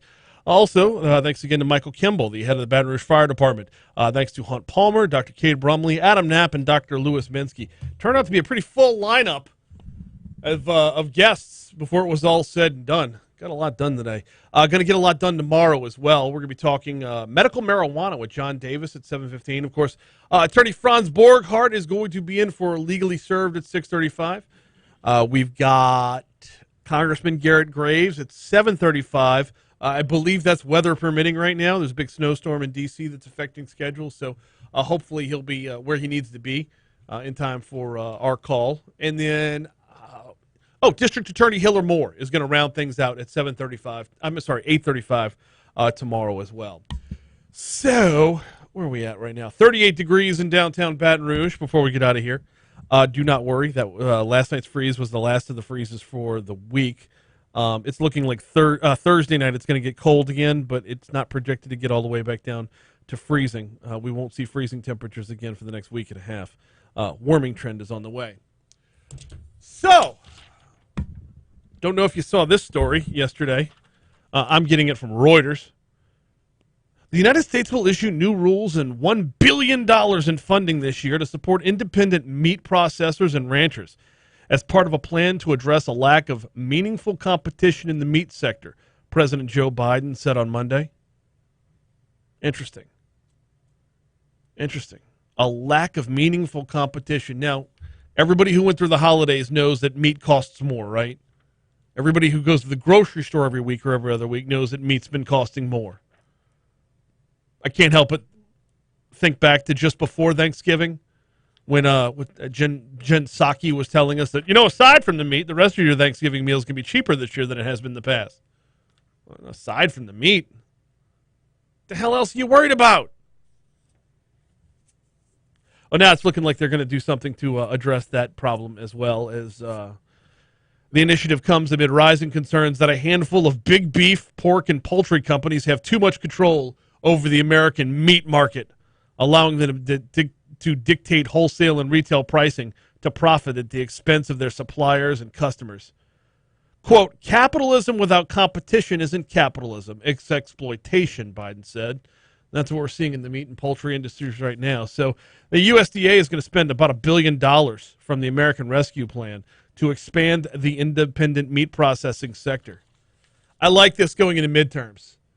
I like this a lot going into midterms. Just to be able to run on that, to hear the commercials throughout the midterm season. I know the president's not running, but if the president's going to be campaigning, you can hear the slogan right now, Biden. We have the meat. Oh, it's going to play well. It's going to play well in the red states, the red meat states. One more time. That was fun. Biden. We have the meat. All right, Wednesday's show's coming your way tomorrow morning. Fair warning, I'm on the board for LSU football, so I will be tired. Late kickoff. We'll see you then, later on. All right, YouTube, I have a 9 a.m. meeting. I will see y'all tomorrow.